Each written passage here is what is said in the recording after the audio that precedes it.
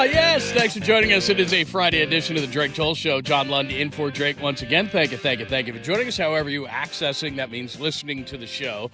Could be hundreds and hundreds of radio stations all across our fine country. And shout out to our good friends in Canada. Could be Sirius XM 375 or what I would suggest, westwoodrunsports.com. That way you can download the Westwood Run Sports app and listen to all the shows, not only here with the Drake Toll Show the next few hours, but You Better You Bet with Nick Costos, Black and Abdallah, the Jim Rome Show, all the sports night shows at night, not only here but on the weekends as well. That way you listen to everything, and we are here 24/7, 365 at Westwood One Sports and westwoodrunsports.com for your pleasure. Not only am I here, Addie is here, Laura is here. Are we up on the YouTube channel as well? Yes, we are. YouTube is working today. Very nice. Yeah, I got the memo. I'm so excited. I'm big enough to, I guess by doing the show as often as I have, I'm on the memos, and I saw that there was a memo about the YouTube channel, so everything is well. We have a ton of stuff to get to today. LeBron is dominating my timeline to an annoying extent. I don't want to be mad at him, but we'll discuss that at some point. But you know where I thought we would start and I just got listening. I was just listening to the funniest soccer audio I've ever heard, but we'll wait on that stuff because you know what?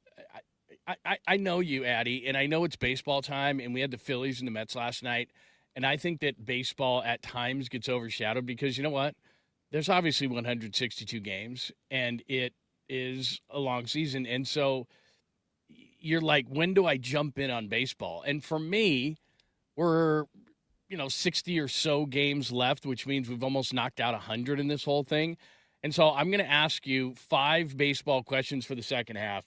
We've got about August 3rd is the trade deadline. Everybody thinks they know where everybody's going to go, who's going to win this thing already. The Dodgers are going for a three-peat. I even have some Astros type things in here, but Cy Young, MVPs, those kind of things. Prediction markets are saying certain things. People are coming out with their second half hot take predictions, all those things. So are you ready, I say, for 5 baseball predictions? Or, no, excuse me, 5 baseball questions that I want to ask you. Oh, I'm so excited. I'm getting to interview, because I love this. Yeah, because I just, you know what? I just thought, we're 100 games in. We can start talking about baseball. And for baseball, it doesn't have the convenience of only 17 games like the NFL. It doesn't really have what the NBA has, which is, I'll be 100% honest, even though I make my living at this, the NBA starts after the All-Star break to me because you're midway through February or even a little bit later. You got March, you got April, then it's the playoffs. So you're down the stretch they come in the NBA. We're still 60-plus games away. I get that. But this is the convenient point to start talking about it. So question number 1 is, would you go with the Dodgers or the field? Because the Dodgers could three-peat. The Dodgers are absolutely positively going to be aggressive at the trade deadline. The Dodgers right now have a massive, and I know we talk about betting all the time, and then we jump into bets, but it's the best way to give people kind of where things are. So the Dodgers are plus 190, and the number 2 team, this is this morning's odds, is plus 550, and then the Brewers are plus 1,100, et cetera, et cetera. To put that in perspective, that makes the Dodgers big-time World Series favorites once again. Ohtani's probably going to get healthy. They've got the pitching to do it, although that's got to get healthy. We all know that if they want to, they can go out and get Tarek Skubal, and we'll get into trade guys in just a second. But if someone asked you, like me, if you would take the field or the Dodgers, where would you go? Would you take the field or would you take the Dodgers to win the World Series? It hurts me to say this. It hurts me. I would take the Dodgers. And it's just because the AL is very weak. We know that. They can beat any team in the AL. In the NL, it's really hit or miss. The Brewers never can get over the hump. They have to spend a little bit more in order to do that. I don't think them getting Lance McCullers was the answer. Colton Gordon, I don't think that's the answer. The Braves were really good to start the season. Then they had one of the worst months of June of any team. I think the only team who was worse was the Mets, which, by the way, they came out and said that almost everybody's on the table. So I could see the Dodgers getting a lot of their players because they have the money to do so. They're pretty much the only team who has that money other than the Mets and the Yankees.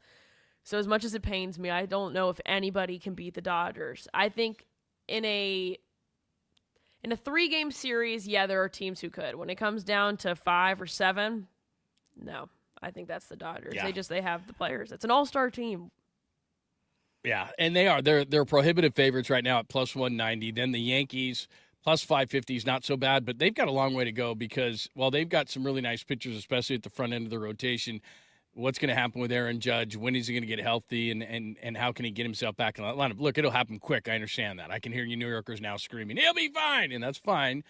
But they're the only team within shouting distance, at least according to the so-called experts, in the odds. And then it goes to plus 1,100 with the Brewers, the Braves after that, the Mariners, the Phillies.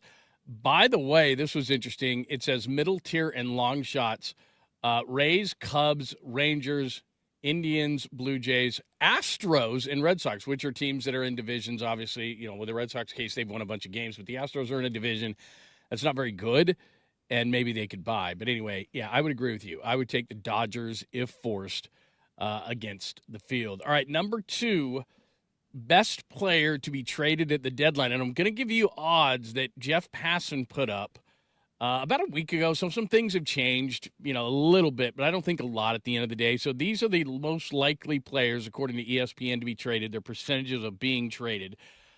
Jeff Passan put up these numbers. So Tarek Skubal at 85%, Luis Arraez at 90%. I don't know how big of a difference he makes. He did put Aroldis Chapman at 90%, although the Red Sox have made a run, but I still don't think that's going to change things.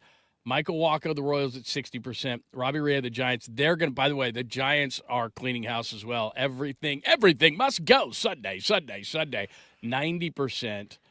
Freddie Peralta, as you just mentioned, of the Mets, 90%. So of those guys, so I mentioned Skubal, Arraez, Chapman, Wacha, a lot of starting pitchers. Robbie Ray, Freddie Peralta.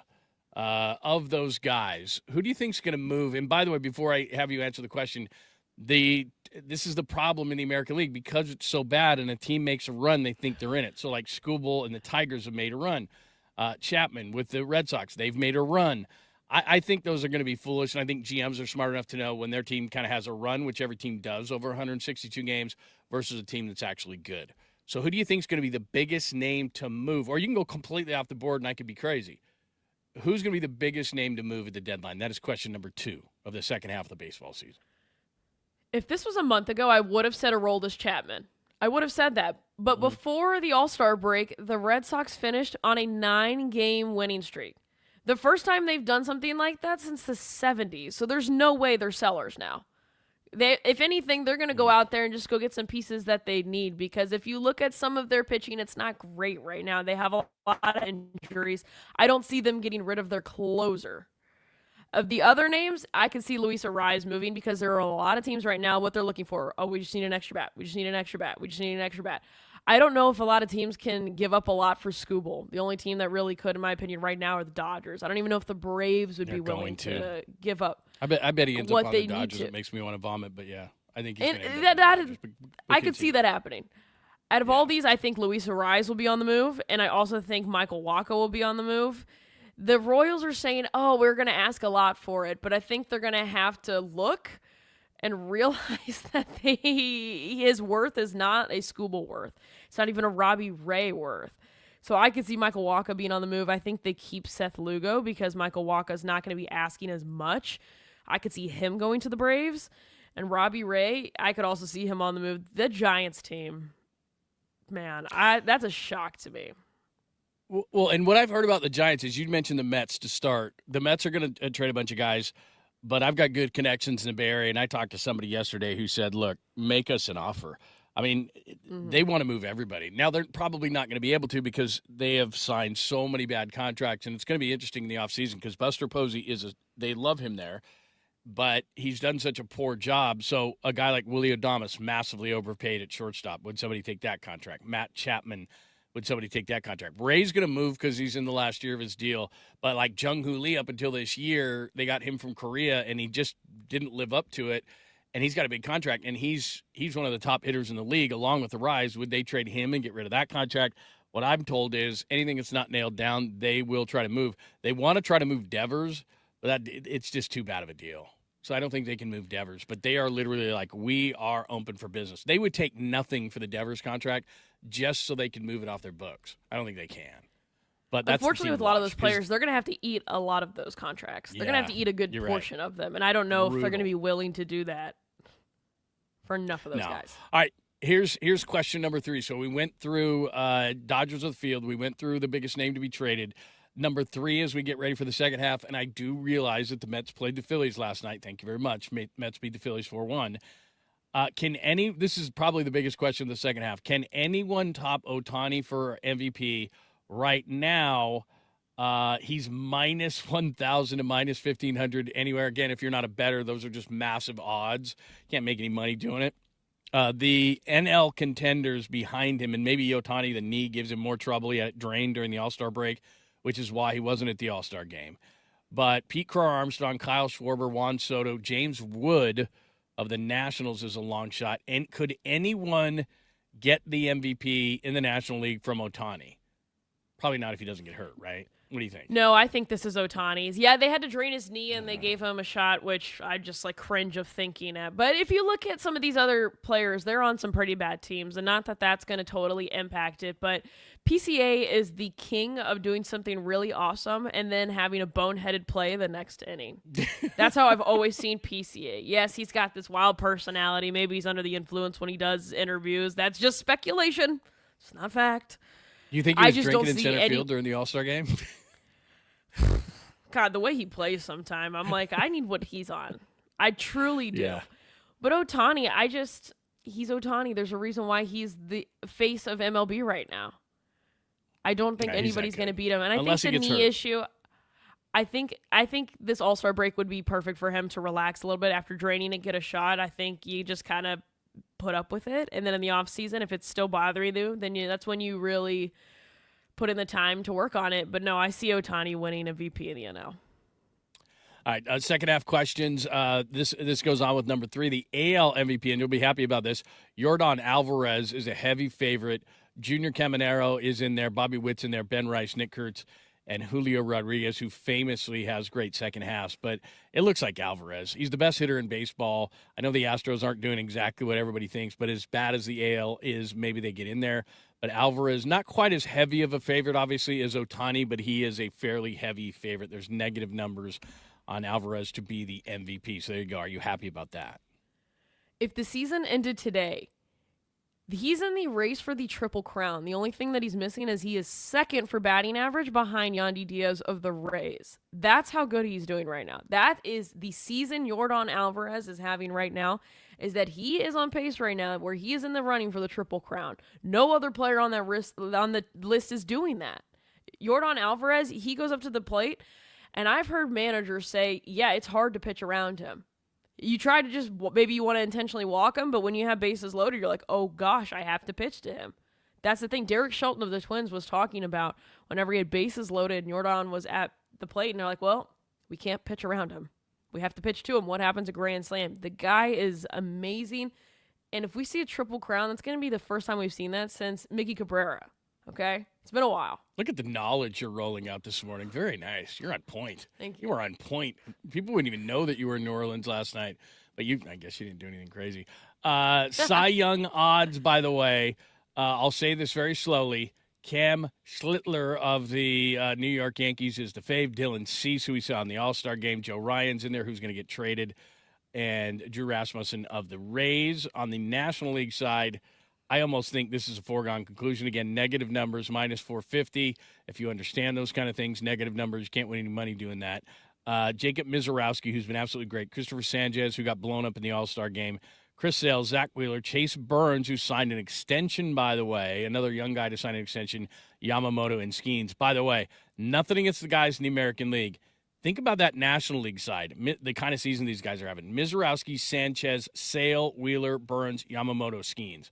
Unbelievable. I mean, that's a hell of a pitching. That would be a hell of a pitching staff, but there's a bunch of guys having great years. So who would you – Mizorowski in the National League, right? And then, I don't know, American Schlittler, I guess. He's having a great year. 2.05 ERA, pretty nice. Oh, my goodness. The National League is so stacked. Christopher Sanchez is having such a phenomenal year, and this is what he's been capable of this entire time. we've seen him years prior. It's like, come on, just get over the hump. You got this. I'm so happy. I'm not even a Phillies fan. I'm happy to see what he's been able to do on the mound. Chase Burns just signed an extension with the Reds. That was very smart on their end. But yeah, Mizorowski is just amazing. And lucky for him, Paul Skeens is not having a Paul Skeens year. You say that, and he's still doing very well. But it's second not half his, you dominate, you know, Joe. Yeah. But I think it's going to go to Mizorowski. You see him up there, all these stats that he leaves in terms of speeds of pitches and stuff, and he's there. It's all him. It's just the Miz, and it's great, the big nerd that he is with his Pokemon cards and his gloves and everything like that. Like, it's just someone, like, how can you root against him? He's so wholesome. In the AL, I hope it goes to Schlittler. He pitched well last year, and he's this young pitcher for the Yankees who it's one of those people that you can't root against even though it's a Yankee. I know he's a Yankee, but Dylan Cease's on the Blue Jays. Yankees. And I don't like the Yankees. I really don't. But Cam Schlittler, he's really good, and he stepped up in the moments where he's needed to, where you have these other veteran pitchers who haven't been pitching well or who've been injured for portions of the season. So, yeah, I know he's the betting favorite, so that's nothing too flashy or exciting, but it's not a betting show, so I'm sorry. But, yes, Cam Schlittler in the AL and then Jacob Mizorowski in the NL, which would be fun because they're both two very young pitchers. Very nice. Very nice. We wanted to rip through the second half of the baseball season and give baseball a little bit of love to start the show. We know it's all LeBron all the time, and we will hit that to kick off the 7 o'clock hour, but wanted to give baseball a little bit of love. And I'm going to continue it because the schedule came out for 2027 already. The NBA is holding their schedule up because of LeBron, which we will get into. But baseball has actually released their schedule, and the biggest question is, will they start on time? It would be the earliest that baseball has ever started, on March 24th, 2027, single game on Netflix. By the way, as the tradition is in baseball, you start baseball on Netflix. So Netflix will start the season next year on March 24th. The question is, will baseball start on time? And I got a little candy for everybody.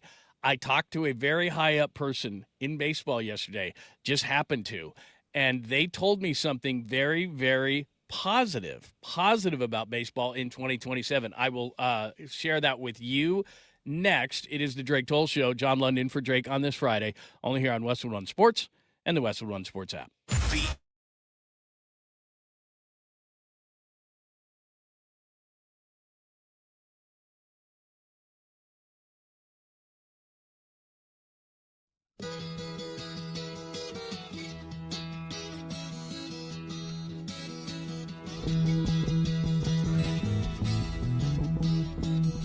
It's getting to the point where I'm no fun anymore.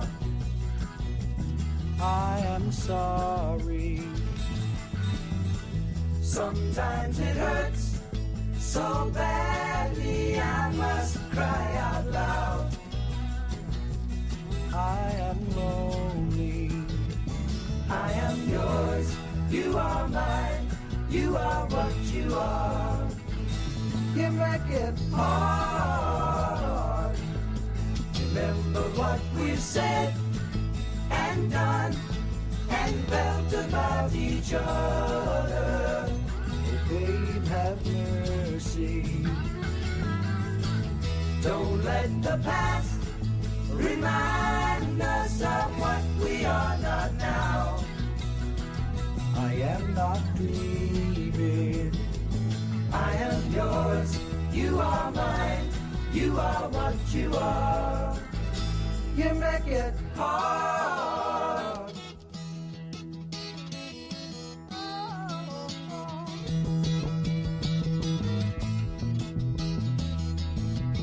Tearing yourself away from me now, you are free, and I am crying.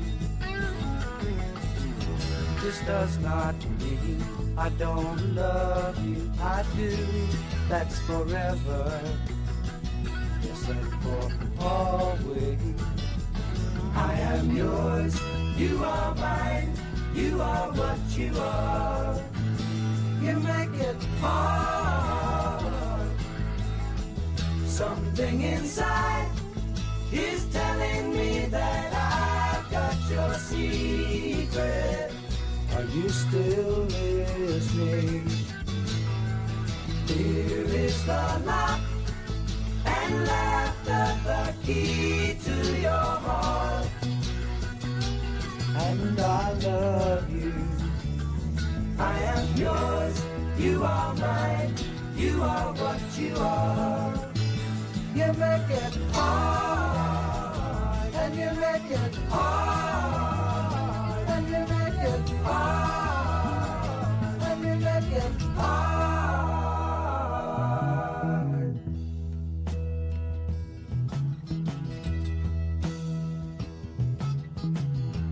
Friday evening, Sunday in the afternoon. What have you got to lose?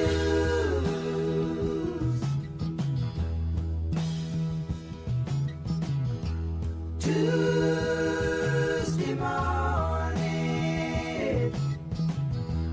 please be gone, I'm tired of you. What have you got to lose?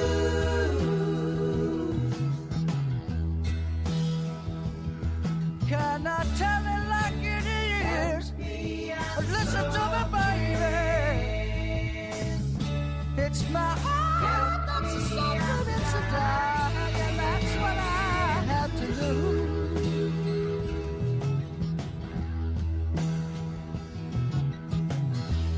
I've got an answer.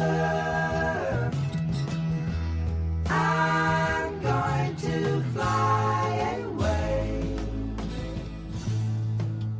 What have I got to lose?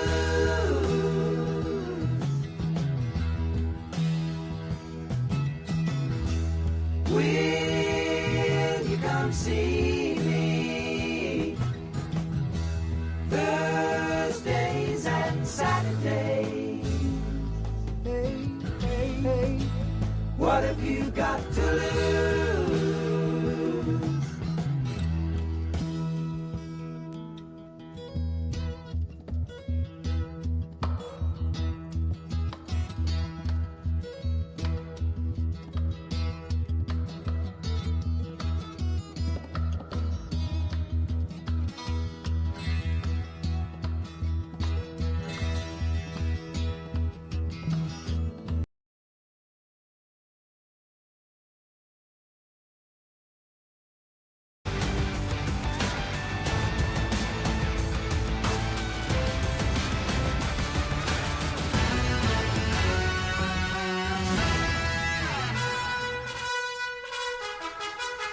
We're going to get drunk before the game, we're going to get drunk during the game, and then we're going to get drunk after the game.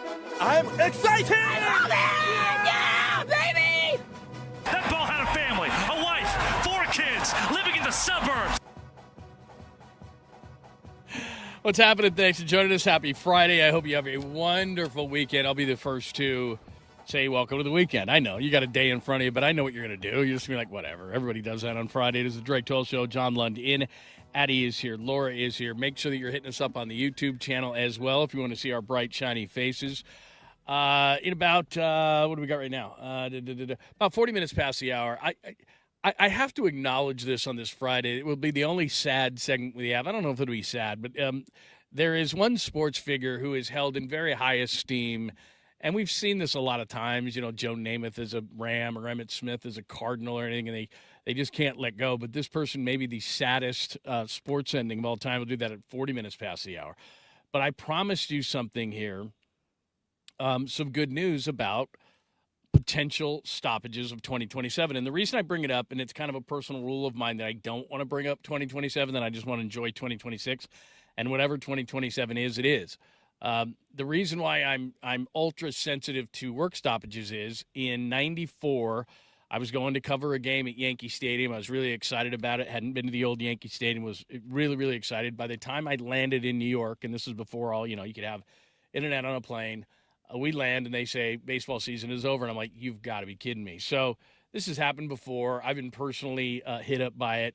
Work stoppages, I think, are crazy. Baseball is a multi-billion-dollar business. oh, I'm so sad that you have to figure out a way to split up your billions of dollars. I think it's ridiculous. Baseball's red hot. The major sports in America are. I don't think there should ever be a work stoppage because you can't figure out how to split up billions and billions of dollars and you can't get to the table and all those kind of things. So I have some pretty good news. And the reason I bring it up is because it was announced yesterday. So everybody looked at their schedules and what games you're going to go to next year and all those kind of things. So opening night, yes, on the very tradition-laden Netflix on March 24th, 2027. Traditional opening day is March 25th, 2027, where there'll be 14 games. This is going to be incredible. The All-Star Game is July 13th at Wrigley Field in Chicago. I would really like to go to that. So here's the deal, all right? So that's next year, so this is why we bring it up. Is it going to start on time? Talk to a guy who's very versed in these kind of things yesterday because I saw this came out, and I just shot him just a random text, and he was traveling, and he was sitting in an airport, and we started going back and forth on stuff. So he explained to me just so that you're aware of those things, okay? Major League Baseball owners want a hard salary cap. That's a problem. But they want a salary floor, 50 split of revenues, all these kind of things. And they basically are arguing, look, the Dodgers are dominating everything, and we want to, for you fans, we want to make the game better for you. Okay, so that's the crux of what they want. The players don't want a salary cap, period. That's a line that they refuse to cross. That's going to be an issue. They want earlier access to free agency. It's far too long, and I would agree with them there. If you're going to even talk salary cap, which I don't think will ever be put in, at least with that wording, they want higher minimum salaries. They want floors. They want larger pre-arbitration bonuses, et cetera. So I don't want to make your eyes roll back in your head, okay? So that's just kind of the premise of where things stand. So this person explained to me this. I didn't know this. I should know this because this is what I do for a living, but I didn't. So the current CBA expires on December 1st, and you're going to flip out when you hear this, but the bad news is he expects there to be a lockout on December 2nd, all right? But we don't play baseball on December 2nd. I don't know if you knew that, but we don't. It's far too cold. So this is what he told me in closing. This is what he told me. There's going to be a lockout on December 2nd, but he says the following. He says, owners believe baseball finally, it's fixed on the field.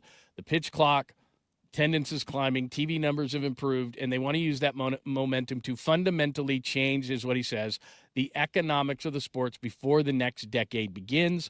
Players in the NRA believe owners are using baseball's success as the perfect time to grab concessions that they've been chasing since, I just told you, the 1994 strike. So, but here's the good news.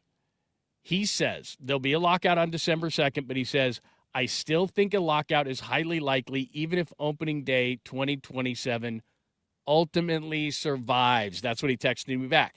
He thinks that it's going to get ugly. It's going to get nasty. He says they're going to have a lockout on the 2nd of December, which he says is good because there's plenty of time between then. And as I told you, March 24th, where opening day is, and he thinks, and he's pretty dialed into this stuff, this person thinks that we will have an opening day on time. So there's your good news. Addie, your thoughts as a baseball aficionado, fanatic, I don't know what term you would use, but this person thinks opening night, March 24th, say what you will about it being on Netflix, it will be. If you're a traditionalist, March 25th, there's 14 games, but he says it's going to get ugly, it's going to get nasty, there's going to be a lockout on December 22nd, but we will start on time. There you go. Man, I hope he's right. I hope he's right. Because, I mean, it's no secret my other job is at MLB Network Radio, so I work with a lot of former big executives, general managers, players, all this kind of stuff, but they're still in the game. And I feel like the overwhelming idea is that we will miss some baseball. That is just what I've heard.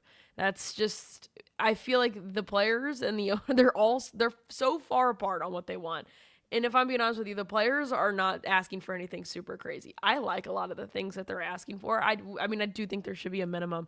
I've been saying that. I do think that they should have, you can't designate people for assignment or all these things so many times. You can't option them so many times. I love all the things that the players are asking for. They're not asking for anything too crazy, but it's that damn salary cap that the owners are just they're gonna full stop on that one. And it's what other ways can you make baseball, I guess, more fair in a sense. I think you got to rework a lot of those TV deals. I don't want to just say like, oh, Robin Hood, take from the rich and go to the poorer teams, but you kind of almost have to do that. So I hope you're right, but I still just think we're going to miss a little bit of baseball. He thinks obviously we're going to miss spring training. He goes back to 2022 that we missed a little bit of, we missed some spring training. We missed a few games. They adjusted those kind of things and put some on the back end. But I guess my point in being positive on this Friday is he doesn't think it's going to be the nuclear war that everybody thinks it's going to be because of the word salary cap, and you pointed that out. The players will never agree to that word or that term. So what the other side is going to have to do to kind of educate people on this is they're going to have to bring the floor way up. They're going to have to, as we pointed out, they're going to have to shorten the arbitration years. Again, to put that in layman terms, you have to play for a certain number of years before you start getting really paid the big numbers. Now, what we're seeing, though, and we saw it actually yesterday with Chase Burns, the pitcher for the Reds, Emerson. We're seeing a bunch of young players. We saw it. The Pirates have done it a couple of times on some of their young players, not on Paul Skeens, but Connor Griffin did it, is that these teams are doing what's called buying out the arbitration years. In other words, you're really, really good, but you're still making $500,000-$600,000, which to the layman is great, but they should be making millions. There's a lot of guys in the last few years. Corbin Carroll did it a couple of years ago. Ronald Acuna Jr. has a $100 million contract, which the rest of us are like, oh, my God, that's all the money in the world. But to him, he can be making 3 times that now, but he took the money. And a lot of these guys, they're from poorer countries. That kind of money is, it's not only life-changing money, family-changing money, but it's just ridiculous from where they come from. So they just can't turn the money down. And these baseball teams are taking advantage of it, and they're taking a bit of a risk because they're looking at a kid in the minor leagues going, okay, you're going to be worth $300 million later, but we'll pay you, 80 or 100 right now. And the players are jumping at it more than ever. So that's what I mean by arbitration, making it sooner so that these guys can make money and they won't get, they won't have to take a chance. The teams don't have to take a chance.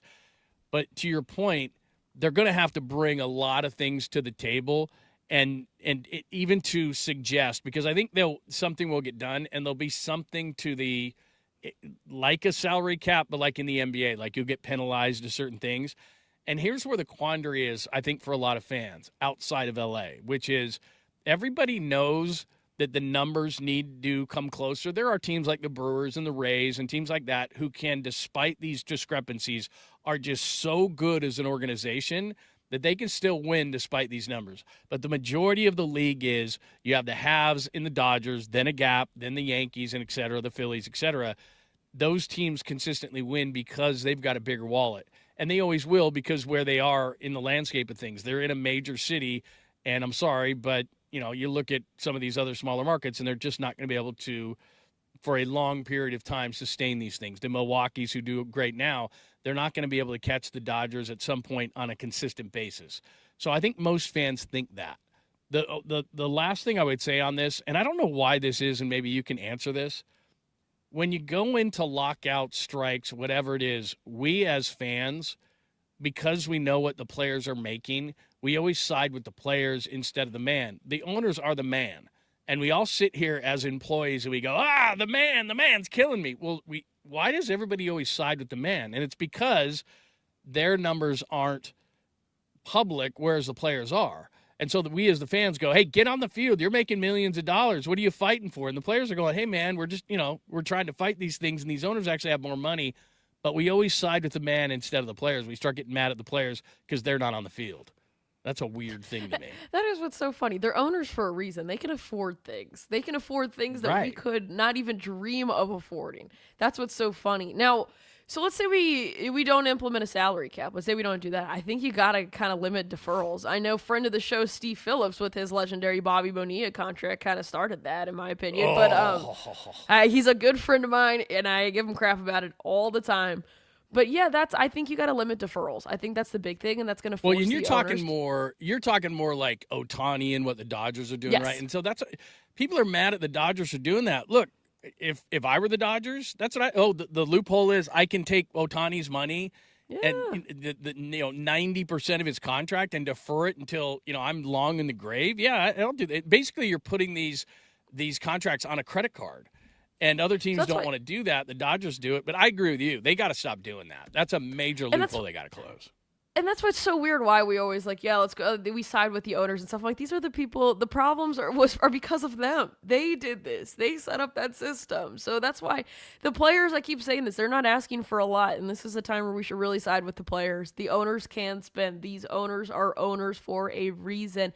They can find ways to spend more. Man, look at the Braves and what they have done with things outside of just on the field. They have their own. Like, even the Rangers have their own little Texas Live and stuff. Those are things that make them money. They have found ways to make money other than on the field product. Other teams can do that. Other teams can put in money towards their organization in these awesome cities and do that. They just don't. They choose not to. The Artie Moreno chooses to be cheap. That's his problem. There are other owners just like that. So I don't know why. I think we're seeing a little turn of the page here where I think I've heard more people as this has gone on and they see what the players and the owners are asking for. They're like, oh, wait, actually, the players aren't asking for anything crazy. No, and like I said, this is a really good source. Everything can change. Nobody knows anything, but he was very confident. But again, this is a person who was positive. But he says we're going to miss some spring training, and he thinks we're going to start on time. And even though he thinks we're going to have a lockout on December 2nd, December 1st is when the contract runs out. But remember, everybody knows this. If you know business in any way, shape, or form, deadlines spur actions. And the thing is that we're all going to have to get angry first before things get a little bit better. And I'll reset this because people are like, why are you talking about 2027? The schedule came out yesterday for 2027 in baseball. March 24th is the deadline day. Actually, spring training is, but you know what? They've cut spring training short before. They think players can get ready. I don't love that because I think pitchers especially need all that time. But you know what? They're just going to have to work out on their own, and we'll see probably some more arm injuries like we have when we've had shortened seasons. But he thinks it's going to happen on time, so we shall see, and that's why we brought it up. All right, happy Friday to you. John Lund in for Drake Toll. Laura and Addie are here as well on this Friday. Here's what we'll do. I just wanted to bring this up just because, not to be sad and not to bring the show down, because our aim is to highly entertain. Our aim is to laugh. Our aim is to have fun. Sports are the toy box of life. But I just want to bring this up one time. We've seen sad sports stories as far as the ending of careers. Not everybody gets to ride off into the sunset like Elway and win a championship and then say, see you later, everybody. This one's getting pretty sad, though. We'll explain that. And if you're missing, or as like we like to say on Westwood One Sports, jonesing for some LeBron news, a ton of it yesterday because he was at Fanatics Fest in New York. And if you're looking for that, we got a bunch of sound from it. And LeBron actually may have given us a little hint to where he's going. He's holding up the schedule, speaking of schedules for the NBA. So we'll give you all of that to top off the second hour. But just a little bit of, I won't call it melancholy, but just reality. We'll do that next. Thanks for joining us. Drake Toll Show, John Lund in for Drake, only here on Westwood One Sports and the Westwood One Sports app.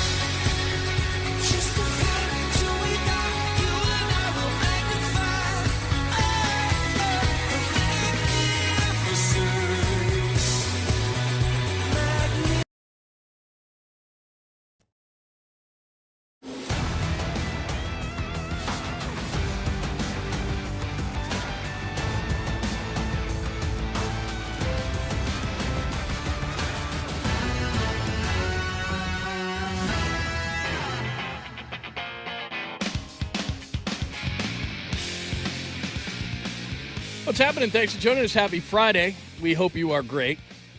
It is a Drake Toll Show. John Lund in for Drake. Drake's going to be back on Monday. By the way, we always say this in the first hour before we get to maybe the saddest ending of a remarkable sports career in history. And there have been a lot of them.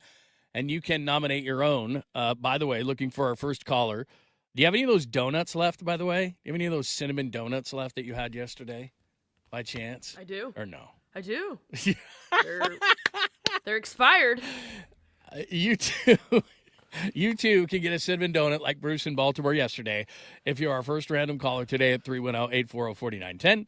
310-840-4910. We have given you a lot of compelling baseball conversation to talk about. Do you think it's going to start on time? Second half things like Cy Young, who's going to win it? Would you take the Dodgers to the field? We've given you a lot of baseball because it starts in full force tonight. So give us your thoughts, 310-840-4910. And we will give you more compelling topics, especially at the top of the hour. It's all LeBron all the time.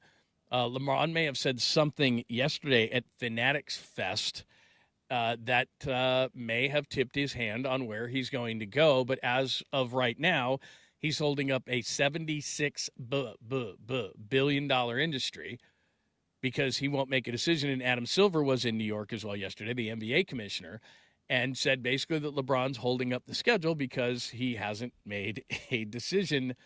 But we will tell you at the top of the hour what he said that may have tipped it and what is actually hinging on it. It has nothing to do with basketball, that at the top of the hour. But when Josh Graham joined us, my days all run together. I think 2 days ago, right?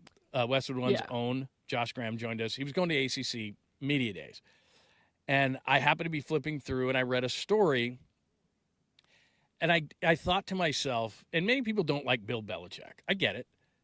They question whether he was actually the true brains behind all the Patriots winning because after Brady left, went to Tampa, he wins a Super Bowl. After Brady leaves, Belichick pretty much didn't win anything.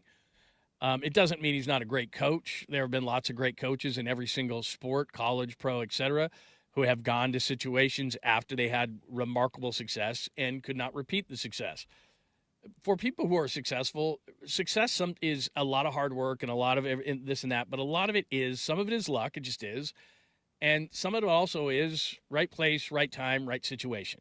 You can take certain coaches, certain players in any sport and put them in a totally different situation, and they will not succeed. Like Tom Brady, for example, gives off the vibe of no matter where he would have went, he would have been successful.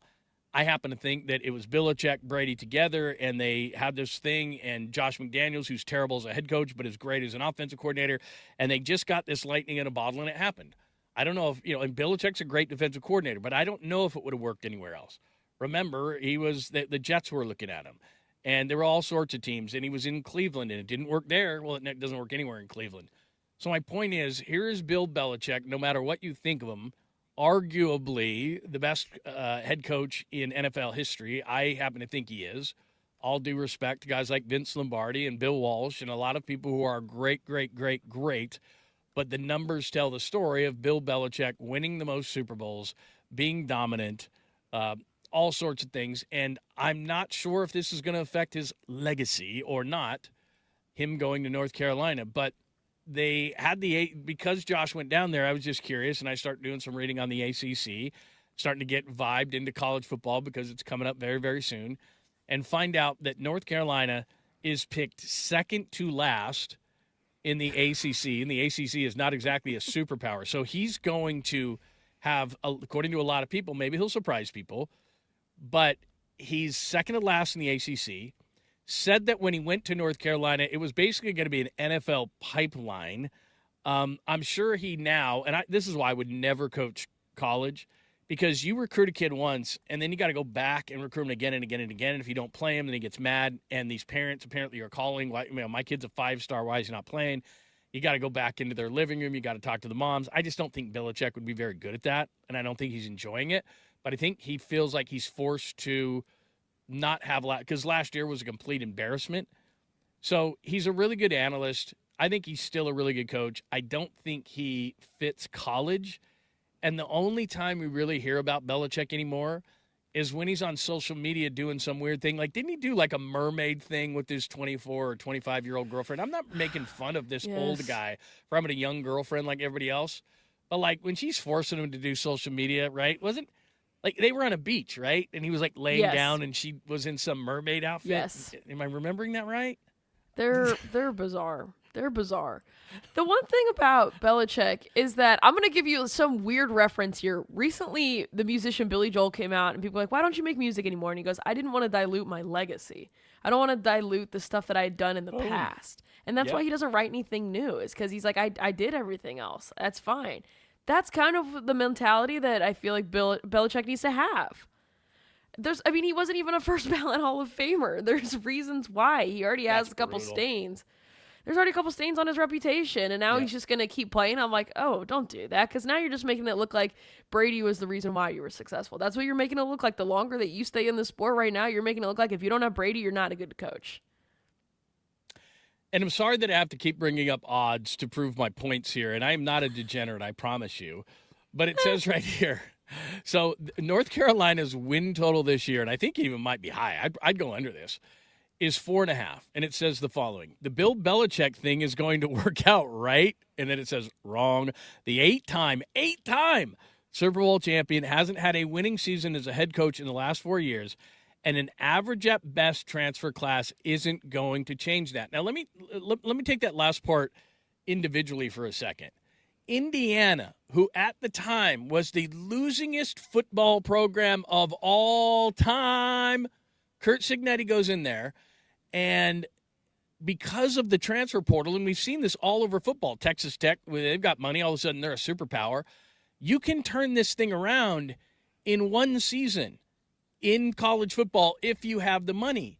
And Bill Belichick has all the ties all over the place. You would think he would walk into a kid's living room and kids would go, oh, my God, I can't wait to play for Belichick, especially defensively.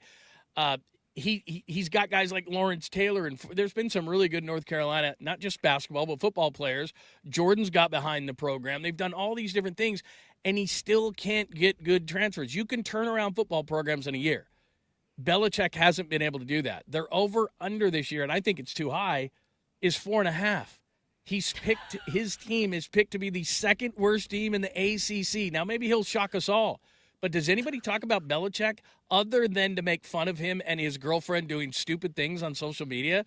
This guy has fallen from the most brilliant coach of all time to the worst thing you can be in life in general, in sports especially, irrelevance. He's irrelevant. His program is irrelevant. Like, would you have ever thought that about Bill Belichick when he was crushing teams with the Patriots? Nobody in the NFL wants him. He's become a joke in college football. Unreal. Sometimes you just have to stay in your lane. He should have stayed in the NFL if he was going to continue coaching. Just like when Nick Saban came over to the NFL for a little bit, the other way around. With the Dolphins, brutal. It was like, wait, go back, try again. We'll act like that didn't happen. That's kind of the same thing that's happening here with Belichick. And I'm going to go back to this word. He's going to dilute his legacy the longer he stays in college football and kind of exposes that, hey, maybe you're not as great as you think you are at this. So, yeah, well, it's pretty bad. Well, you know the other thing, too? When he took that year off, and by the way, he was making a ton of money, and he was doing inside the NFL, and ESPN hired him, and he was on the McAfee show. Like, he was basically on every show, but he was great. He was absolutely great. And then they did like I'm trying to think exactly what it was. Accuracy is not my thing, but I'll take a stab at it. They did like an NFL, the top 100, and he was an analyst on that, and he's absolutely incredible at it. He can say a lot in a little bit of time. He can dumb it down for the average fan. Like, he could be a superstar, Madden-ish, if he wanted to just go that route, but he's hell-bent on proving to everybody that he's the greatest coach of all time, and he can do it in the pros, and he can do it in college, and I think he's trying to reinvent himself and then go back to the NFL. And it's like, dude, it's not happening. And so hardly anyone is talking North Carolina. And North Carolina has resources. It's not like you're talking about a program or a team that doesn't have any money or anything. But in reading the thing that says he doesn't have a good transfer class, I don't know if it shocks me or what, but it just, to me, and we've seen a ton of these through the years. We've seen these guys who don't want to retire and I get it. You know, you're great at something and then you don't know where to go after that. But this is embarrassing. And there are so other bad. things he could be doing. So anyway, there you go. There's Bill Belichick. All right, it is time. We have made you wait long enough. It's all LeBron all the time, and he may have given us a hint on where he ultimately may go. He was in New York, and he was doing the whole tour yesterday, the Fanatics Fest, and he said something that a lot of us can relate to, and that's maybe where he'll go. Plus, we got a little bit of sound from some other people who are waiting on his decision as well as far as the commish is concerned. It's Westwood One Sports and the Westwood One Sports. This is Westwood One Sports.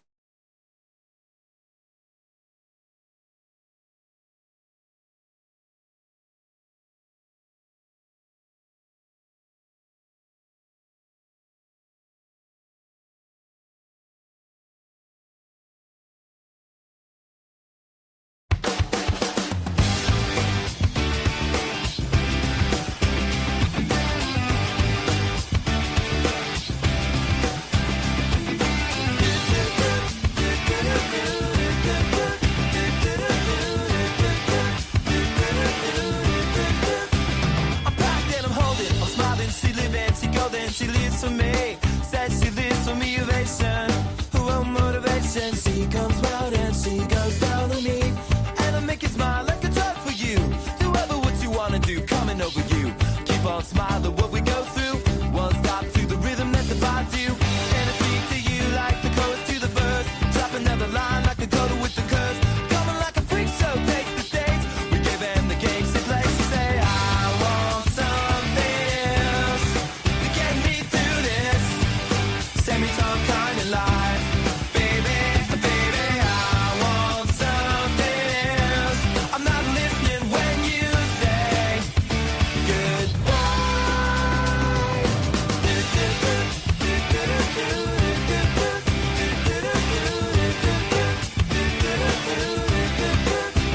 The sky was gold, it was rose. I was taking sips of it to my nose, and I wish I could get back there, someplace back there, smiling in the pictures you would take. To a crystal meth, I'll lift you up until you break. It won't stop. I won't come down and keep stop with the tick-tock rhythm. I bumped for the top and then I bumped up. I took the hit that I was given, then I bumped again, then I bumped again. And said, how do I get back there to the place where I fell asleep inside you? How do I get myself back to the place where you said, I want something else to get me through this semi-time kind of life. Baby, baby, I want something else. I'm not listening when you say goodbye.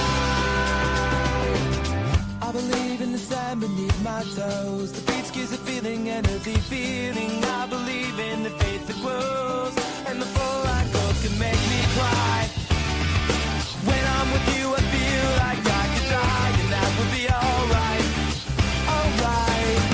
And when the plane came in, she said she was crossing the velvet eclipse in the sea, we tripped on the earth to feel alive. But now I'm struggling to survive those days you were wearing that velvet dress. You're the priestess, I must confess. Those little red panties, they passed the test.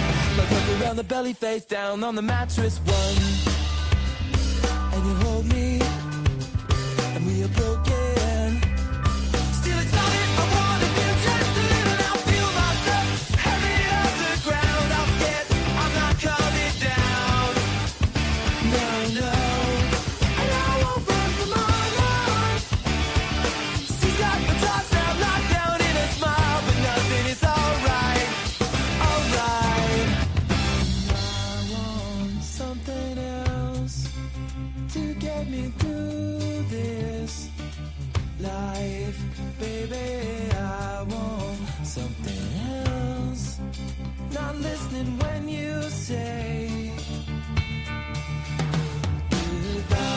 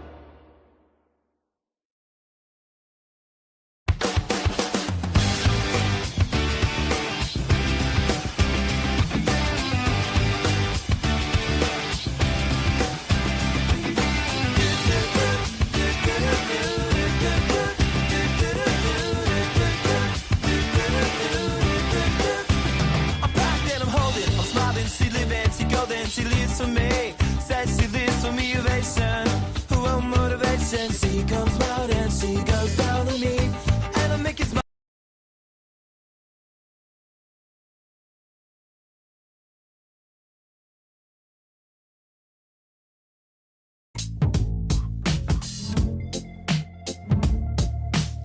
Hello, friends. Happy Friday, July 17th, 2026.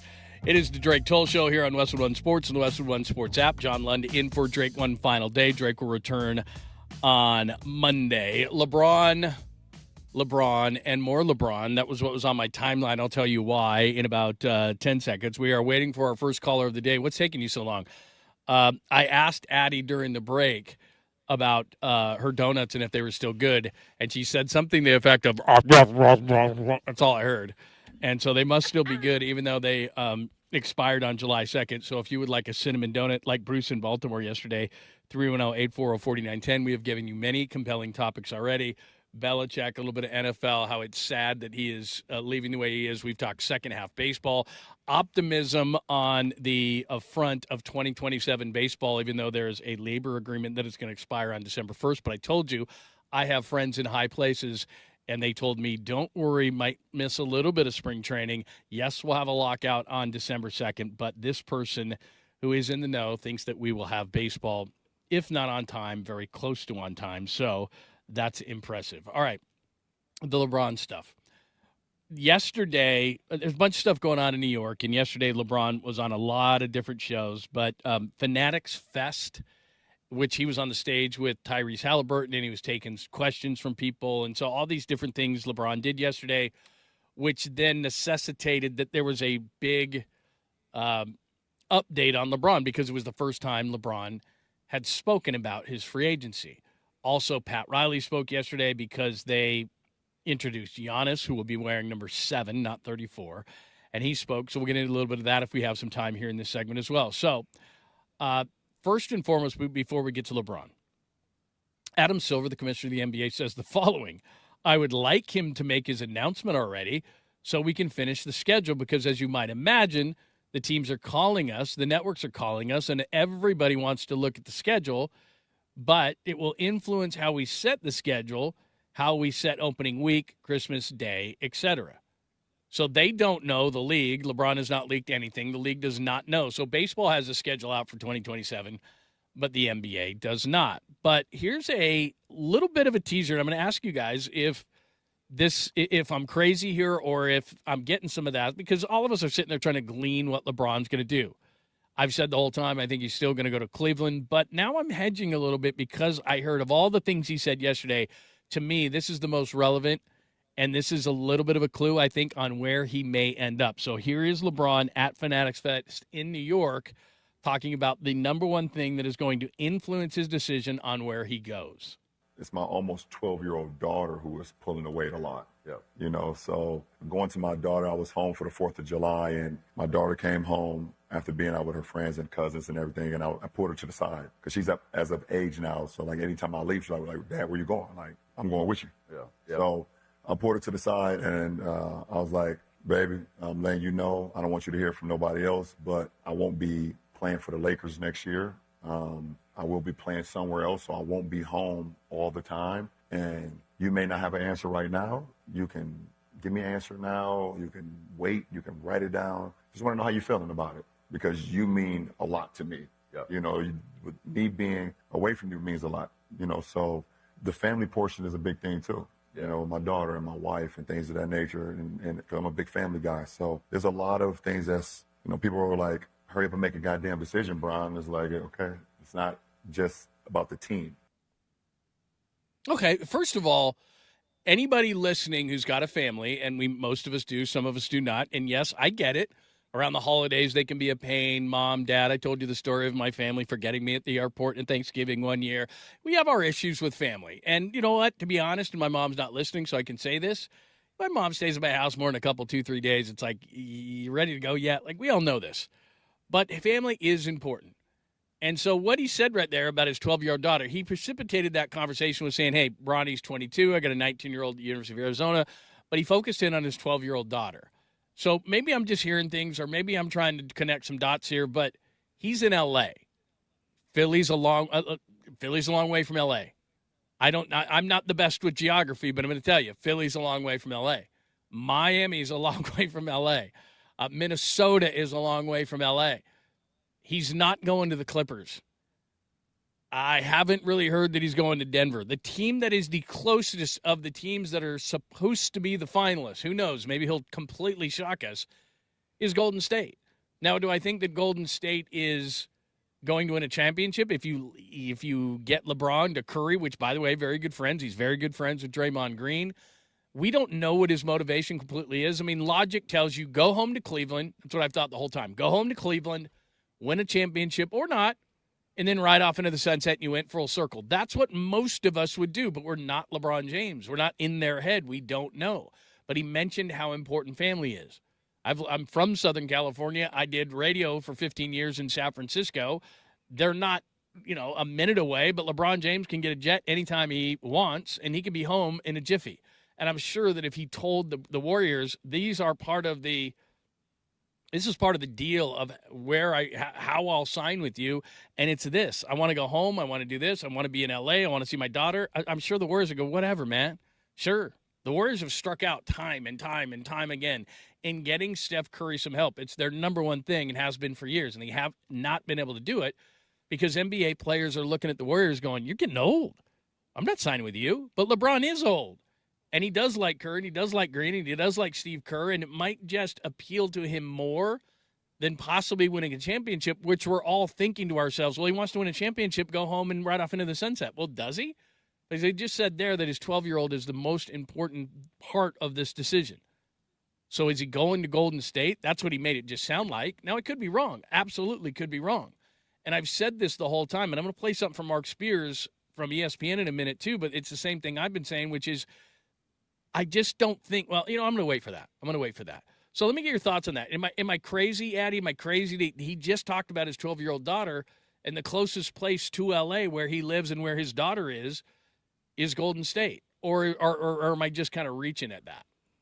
No. I think that's a fair assumption from what you heard. What I got from that, I mean, he's from Ohio. He probably has family out there. He's known his wife since high school. I'm sure she has family out there. Cleveland, there's plenty of great areas, great school districts, which makes me think that he wants to be closer to also like other family. She could be close. Mm-hmm. The daughter can be closer to grandparents, cousins, aunts, uncles, all of those things, which makes me think that Cleveland is still on the table after that. That makes me rule out some of those other ones. People are saying like Miami. Yeah, let me go raise like my 12-year-old in like Miami and let's go to this team. That doesn't make sense now. That does not make sense from what plus you're not going to pull her out of school at 12.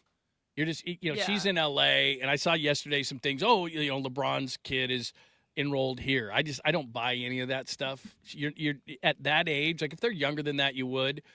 He's not pulling his family wherever he's going. He's going to live in a condo somewhere and, nice place, but he's not going to pull his whole family wherever he goes anymore. That's just, those days are gone, especially for a year or two. So that made me believe that. Let me play this Mark Spears, then I'll play some Pat Riley. But this is Mark Spears on ESPN. And it's something I've been saying, too, so I want to expand on this. But Mark Spears knows what he's talking about. He's close to a lot of people in the NBA.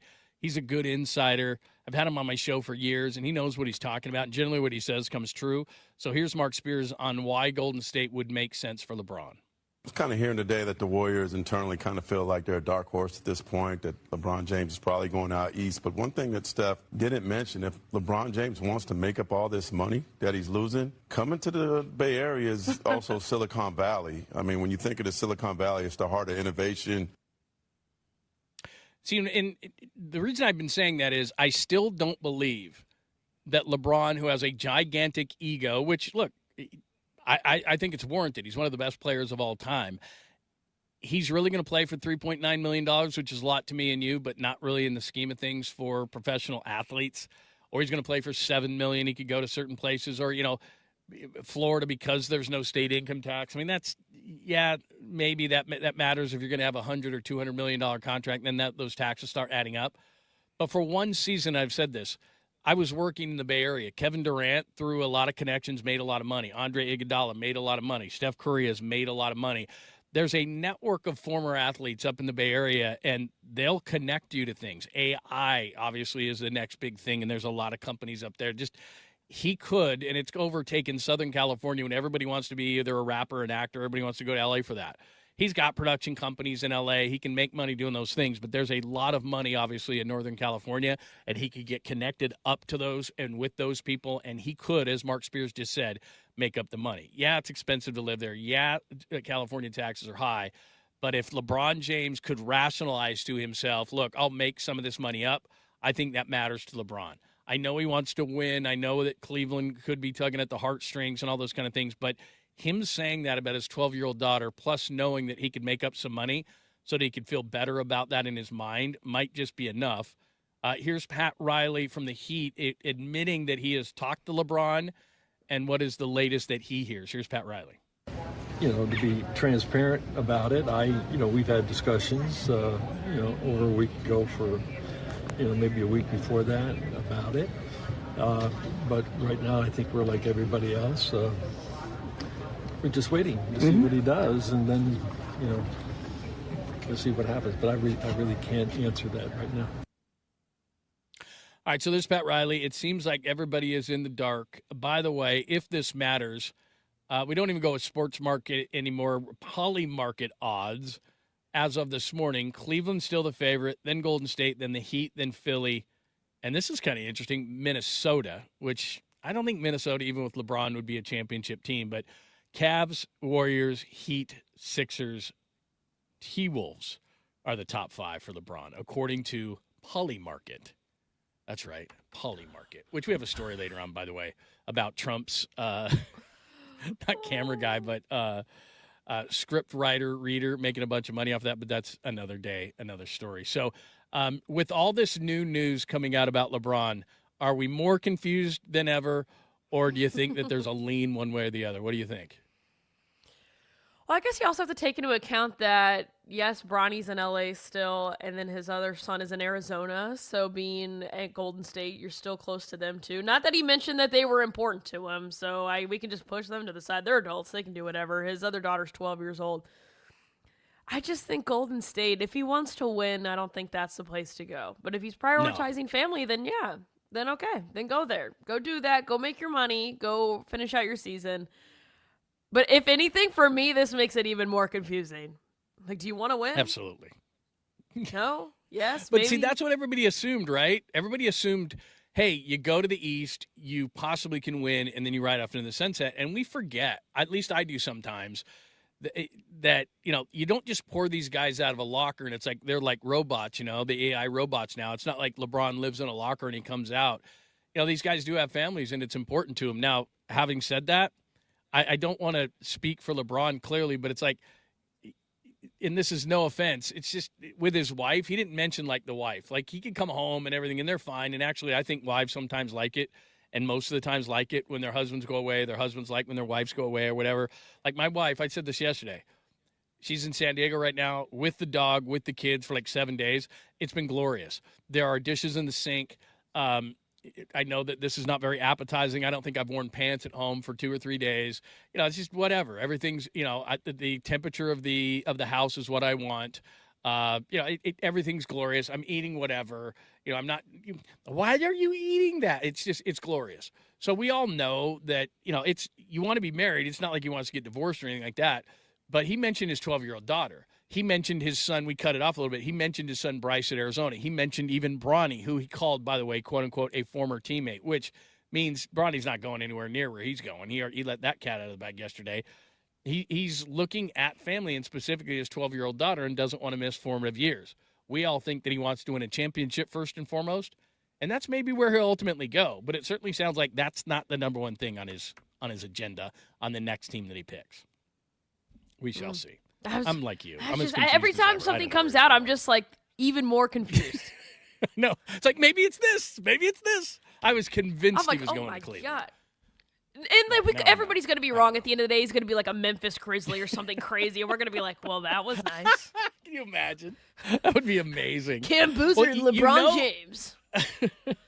You know that we don't know because Shams was on McAfee yesterday, and he was like, well, maybe here, and it could be there, and it could be here. Like, he never does that. He never says, like, well, he must have a tight inner circle because through things like this, we find out Like, and first I thought, you're just playing a game. You're going to Cleveland. I know you're going to Cleveland. You want to win. You go home. It makes sense. But now I'm not so sure. I have like this Golden State thing and talking about the 12-year-old totally throws me. Totally throws me. I have a question, though. As someone who does you're not in know... LA, too. You want him gone. yeah, please. The quicker, the better. As someone who doesn't know the inner works of basketball like that, why does Adam Silver... Why are they all waiting for LeBron? Like, why does it matter where he ends up? What that schedule? Because it's national games, and so wherever LeBron equals ratings, and so wherever he ends up, they're going to put more games on. But... For example, if he goes to Golden State, they're going to have 1 million games because of Steph anyway.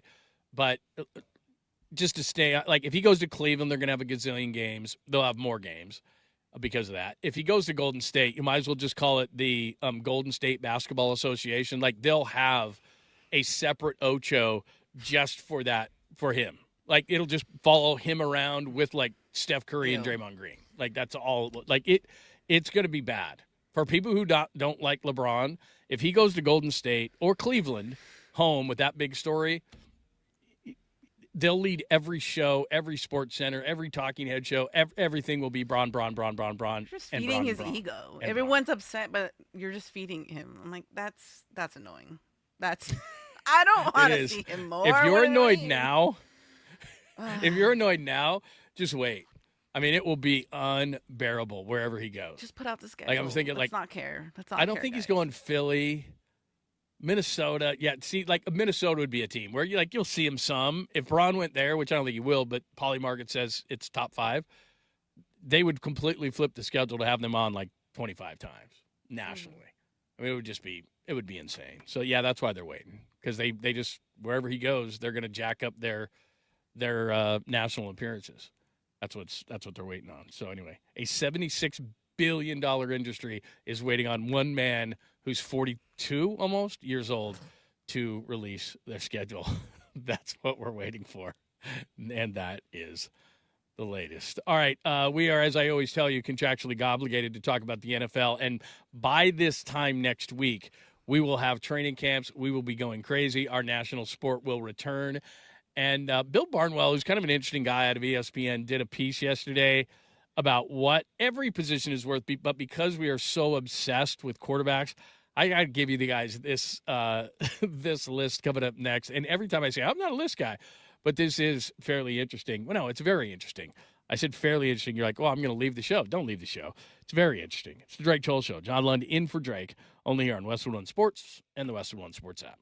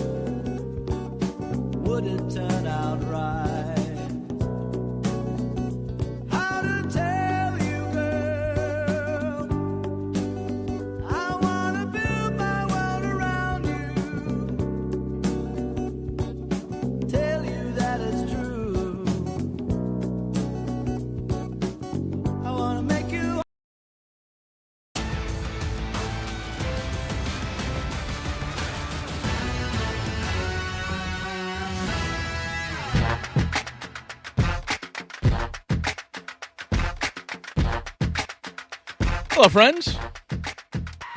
Thank you for joining us. It is the Drake Toll Show on Westwood One Sports and Westwood One Sports app. Top of the hour, we'll reset the big stories of the day. But right now, a little NFL talk. Think about it, people. It's kind of like Christmas if you're a sports fan. A week from now, we will have NFL camps in session. What is today? The 17th. I believe August 6th is the Hall of Fame game. So you've got that. College football is not far off, and everyone is getting very, very excited. There is no bigger change for a sports fan, by the way. Think about this now. And this is I'm just giving you a little bit of, before we get into this interesting issue about what quarterbacks are worth what on the open market right now, whether you agree, disagree, underrated, overrated. But like right now, your Saturdays and Sundays are open. So if you have a significant other that's not a big sports fan, what I would suggest you do, and I've gotten smarter over the years, I now do everything, whatever my wife wants to do, we do it now constantly. You know, like let's go out. Like I talked to her last night. I did tell you last segment that it is glorious around my house right now because my kids are gone. My wife is gone. Love them dearly. But when you live in Phoenix and it's the surface of the sun, you leave the area. Lots of people do for extended periods of time. And she went to San Diego to visit friends for a while. And so my house is glorious. There is not even my dog is around. They took the dog, everything. It's absolutely glorious. That's so funny that they But I talked to oh, yeah. I told them to take the dog. I'm like, take the dog. Because the dog, when it's this hot out, it's almost like the winter and like you get snow and all that kind of stuff. And the dog looks at you like, are you insane? And we have our back patio sprayed so that, you know, the dog's feet doesn't burn and everything like that. My wife even has little booties for taking him on a walk. I won't take him on a walk that way. But anyway, I digress. And the dog looks at it like when it's 110 and it walks outside, it looks at me like, are you insane? And then walks right back inside. So at least when it goes, it's like she sent me pictures of the dog actually walking and at the beach and enjoying his life, which, you know, he's like not here. So you got to get everybody out of town. So my point is that I talked to her last night and I build up this equity in the closet before football season every single year. So she calls me yesterday and says, well, I miss you. What do you want to do when I get back? And I said, hey, whatever you want. I go, you want to go to brunch Saturday morning? I'll set up a brunch. And she's like, oh, that'd be great. And then she likes to go to certain farmers markets. And I said, how about Sunday we go on the farmers market? She's like, oh, that's great. And she still to this day, and we've been married and together quite a while, doesn't realize that I'm just building up equity in the closet for fall when every Saturday I just watch football all day from start to finish. And on Sunday, I generally will work games from start to finish. And then she gets frustrated and I tell her what all the great things I did for her before football even started. And it works for a little while, not the whole time. But anyway, my point is, by the way, would you like to comment on that stuff?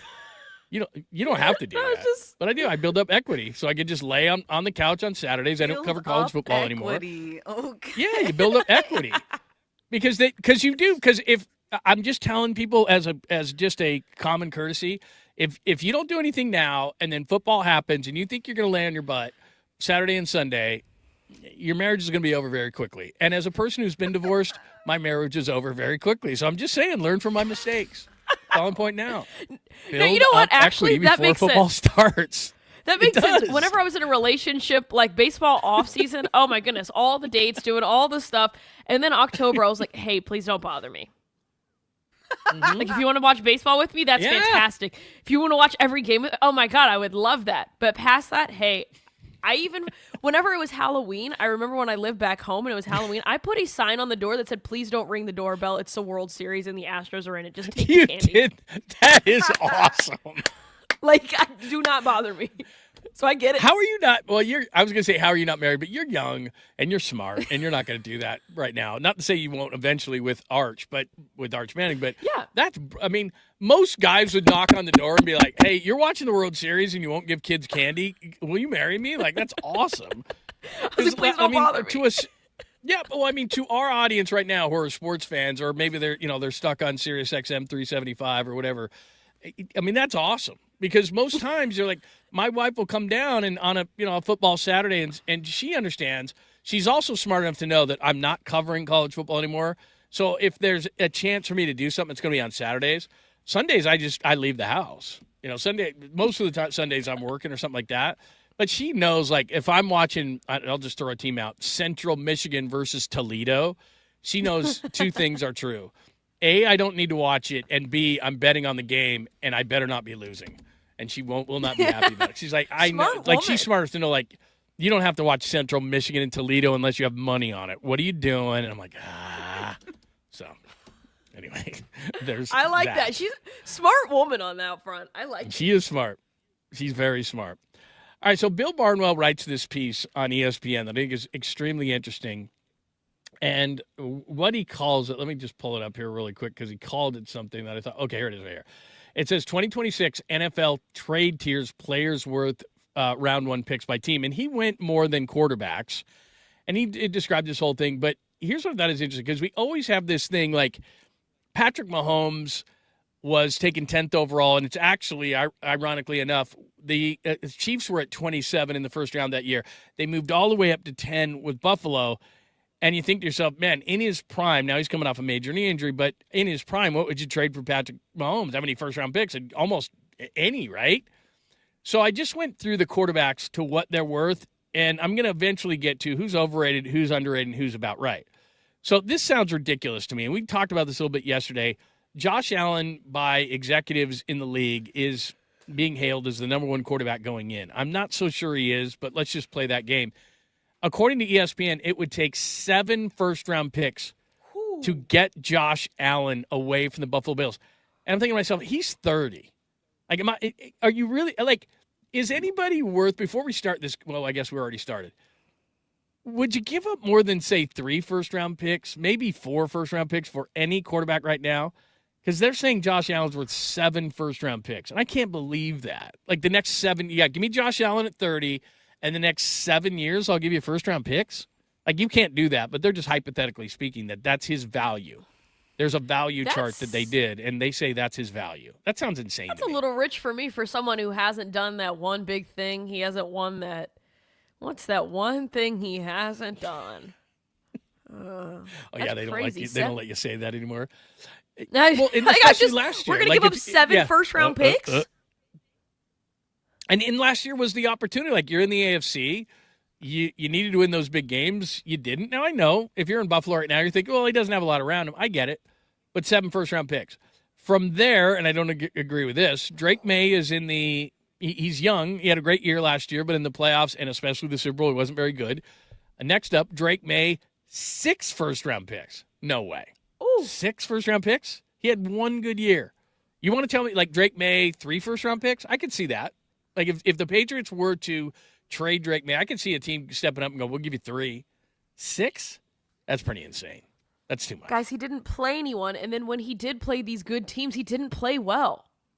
No, he wasn't good in the playoffs. I cannot be the only person in America who saw that. I don't understand. I understand he was in the Super Bowl, but his path there was like going through Candyland. I'm sorry. It wasn't that difficult.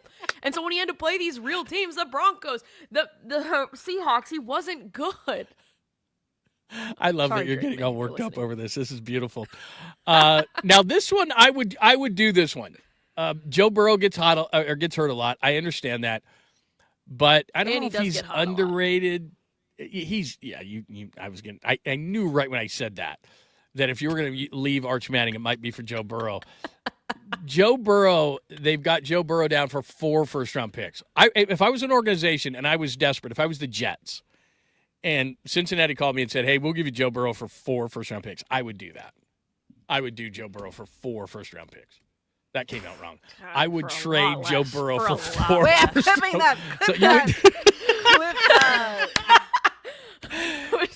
You think that's too much?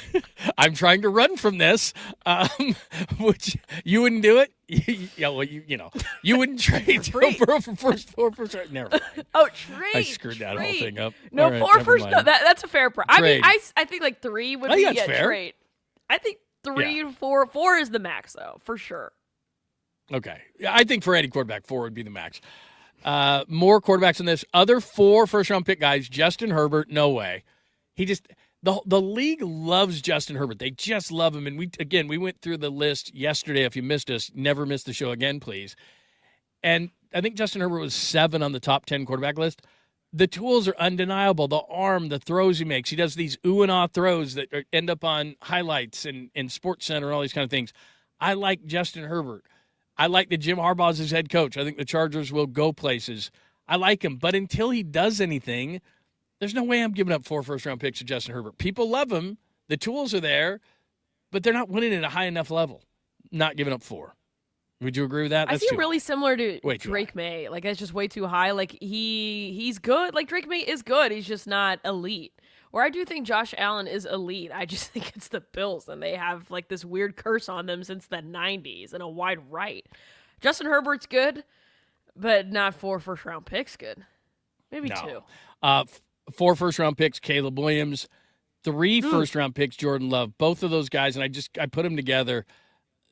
Caleb Williams has got to do it for another year. They had all those great comebacks last year. Give him a ton of credit. I'm not taking anything away from him, but he's got to do it again.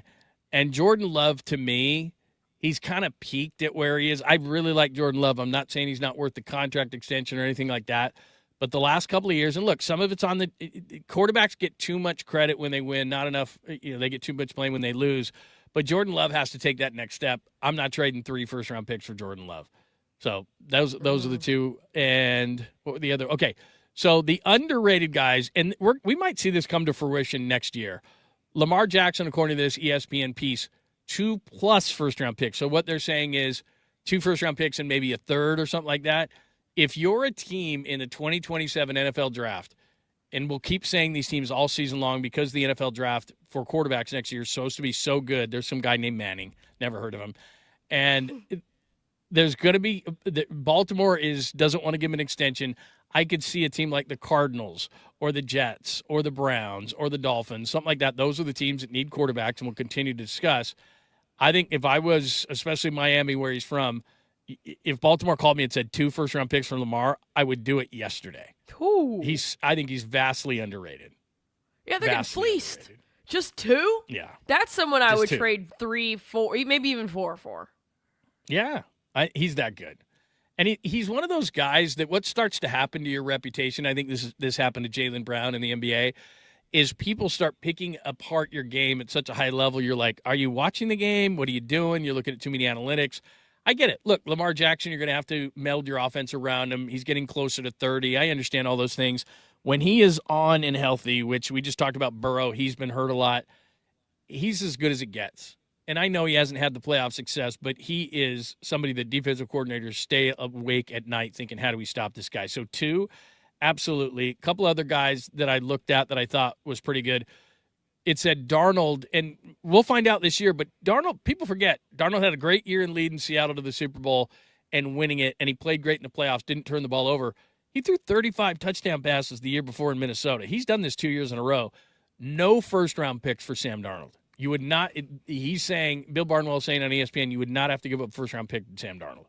I think that's crazy. So with that logic, we're putting Drake May higher than him, okay? So he's younger. That's fine. With that logic, Justin Herbert is better than him? By 4 first-round picks. That's crazy. That's crazy. Caleb Williams? Yeah. 4 first-round picks. Yeah, that's insane. At least give him 2. Yeah. I mean, they he have just Bo won a Nix Super in Bowl, here for God's sakes. They have Bo Nix as 1+, which is like first and a third. They have Dak in here at first and a third. Oof. I think that's underrated. I mean, give Dak. I mean, they haven't won anything. I get it, but only 1 first-round pick for Dak. He's been hurt a lot, so I get that. And then the last one I want to throw out there, just because he's always being talked about and everybody thinks it's just Kyle Shanahan. I happen to be a Brock Purdy fan. I think he's better than what people say. 1 first-round pick for Mr. Irrelevant. I don't think he'll ever be able to outrun the fact that he was picked 262 and the fact that Kyle Shanahan is great. Nobody's denying that. But Brock Purdy's pretty good. And they're saying 1 first-round pick. I think there's a lot of teams in the league that give up more than 1 first-round pick for Brock Purdy. But I could be wrong. I think you and I have the exact same opinions on Purdy. I think he's so awesome. I think what they're able to do with quarterbacks is insane. I mean, go back, how long ago was it now? Like 7 years? I don't know. With Jimmy G, like the things they could do with quarterbacks, despite that power plant, apparently, that's just killing people. Like, I love Brock Purdy. I covered them for years. I never had injuries from that thing, and I know exactly where that power plant is. I don't know what happens in our universe where something gets legs like that, and then like John Lynch, actually, their general manager actually had to address it. Like, look, we've done the research. The power plant is not causing injuries, and like people are asking questions. Are you sure? Who did you talk to? It was like, come on, man, really? Like, really? So People good. think that it's a power plant thing. Like, come on, man. Ridiculous. Anyway, there you go. There is your mandatory NFL discussion on what quarterbacks would be worth what picks. I think that was highly successful. All right, it's the Drake Toll Show. Thanks for joining us. John Lund in for Drake on this Friday. Addie and Laura are here as well. We're going to have a little bit of fun coming up next. I thought this would be something fun to talk about just because and again, I know people ignore the Open is going on. There's some race thing going on. Some guy, because I said yesterday that there was really no sports going on, and then people went crazy on social media. The Open, I understand the British Open. It was the first round. And I told you yesterday, my dad falls asleep at golf in like 3 seconds. So, I'll watch it on Sunday if there's some compelling reason. But I stand by what I said, okay? But it's a perfect time to evaluate the big three in sports. We'll explain why next. It's the Drake Toll Show, only here on Westwood One Sports and the Westwood One Sports app.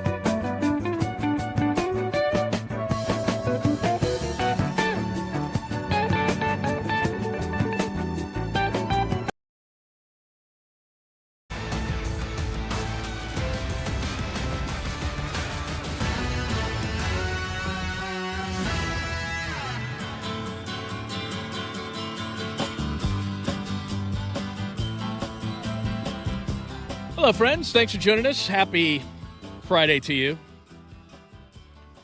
I'm very upset that we haven't had our Drake Toll caller of the day at 310-840-4910. We've given you amazing, compelling things to talk about. We will continue to do that. We're going to evaluate the big three right now because it's a perfect time to do it because we are not inundated with sports. We have done the LeBron stuff. I think he's leaning towards Golden State because he talked much about his 12-year-old yesterday at the Fanatics Fest. We have previewed the second half of the baseball season at a very high level, and you missed that. A friend of mine who's very involved in the negotiations, that's right, I know people, says that he thinks that we are going to start on time. And why would I ask that question? Why would I bring up possible Armageddon in 2027? Because the 2027 baseball schedule came out. We've discussed the sad demise of Bill Belichick and more. So hit us up at 310-840-4910. By the way, we'll get into the big three in just one moment. But Addie is doing the show from New Orleans today, which is amazing. And then she'll be going to London, which is awesome. London is so much fun. I think it gets a bad rap. The food is better than you think. One time I've covered 3 NFL games in London, and the best part was, I off of it I went to Amsterdam one time. One time I went to France, but the other time I decided to just stay there and do a pub crawl. And the thing that's amazing about England is they're not like us when they drink.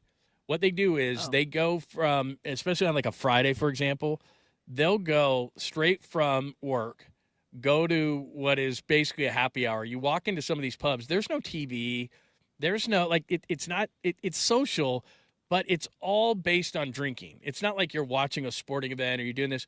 I went into a couple of dark pubs where it looked like guys had been there like 3 days, and they're not messing around. And then what they do is they leave at a certain time. A lot of the pubs will close early, and they'll close at like 9 o'clock.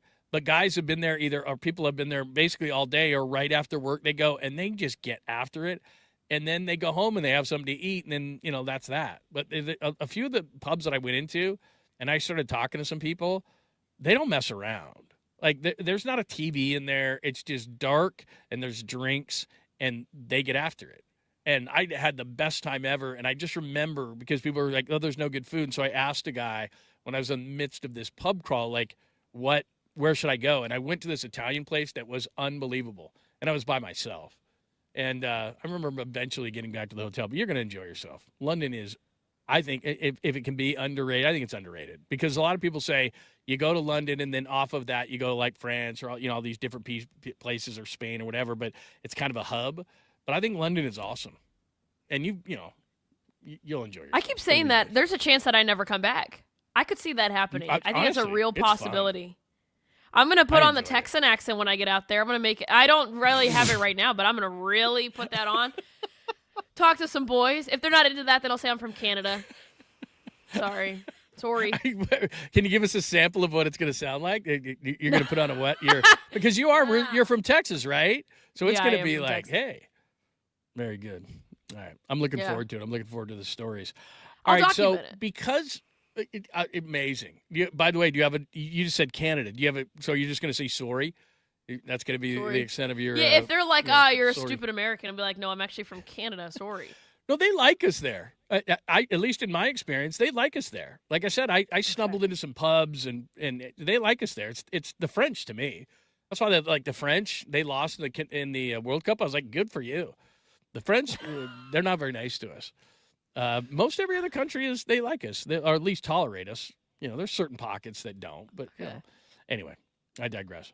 So yesterday, I say on the show, because sports has slowed down appreciably. This is kind of that slow time of year. Plus, the NBA has that as well. When they're on the All-Star break, there are two times during the sports calendar that are very, very slow.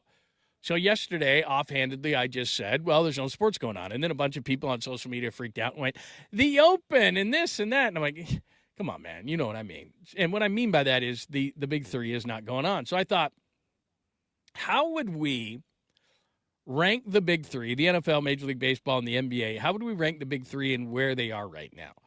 So we'll start with the NFL. And I'm going to let's rank these 1 to 10. And I put the best thing and the worst thing. So, again, you can disagree with me.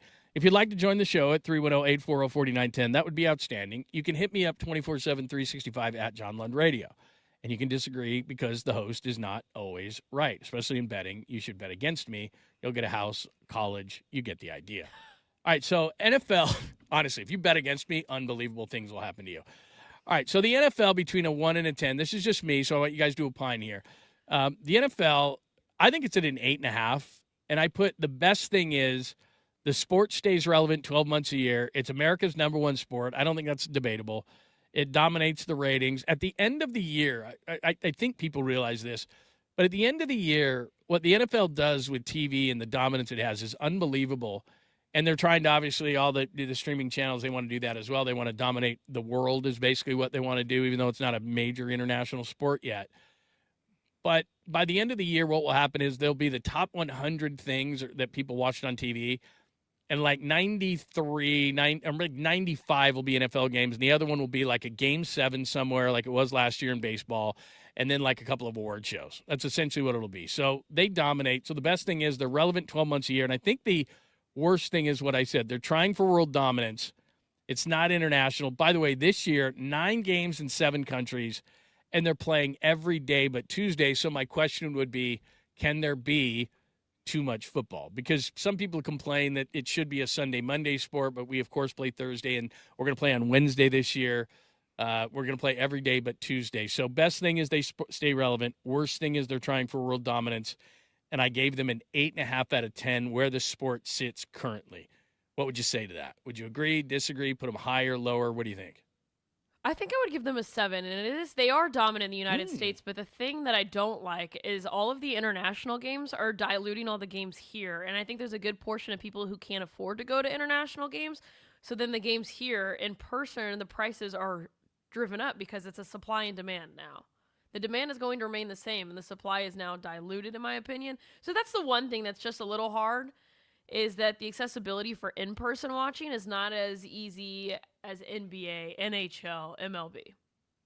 Yeah, and it's never going to be as international as they think. We got to get to the other two before the top of the hour. But I've covered a lot of games, and it's really cool going to the games. But the reality is it's not what the NFL thinks it is. Like, they're constantly pushing it. Like Talk Sport, we're going to hear from a guy in the 8 o'clock hour. They just told me point blank when I was broadcasting games from there years ago, like, football's never going to be a thing here.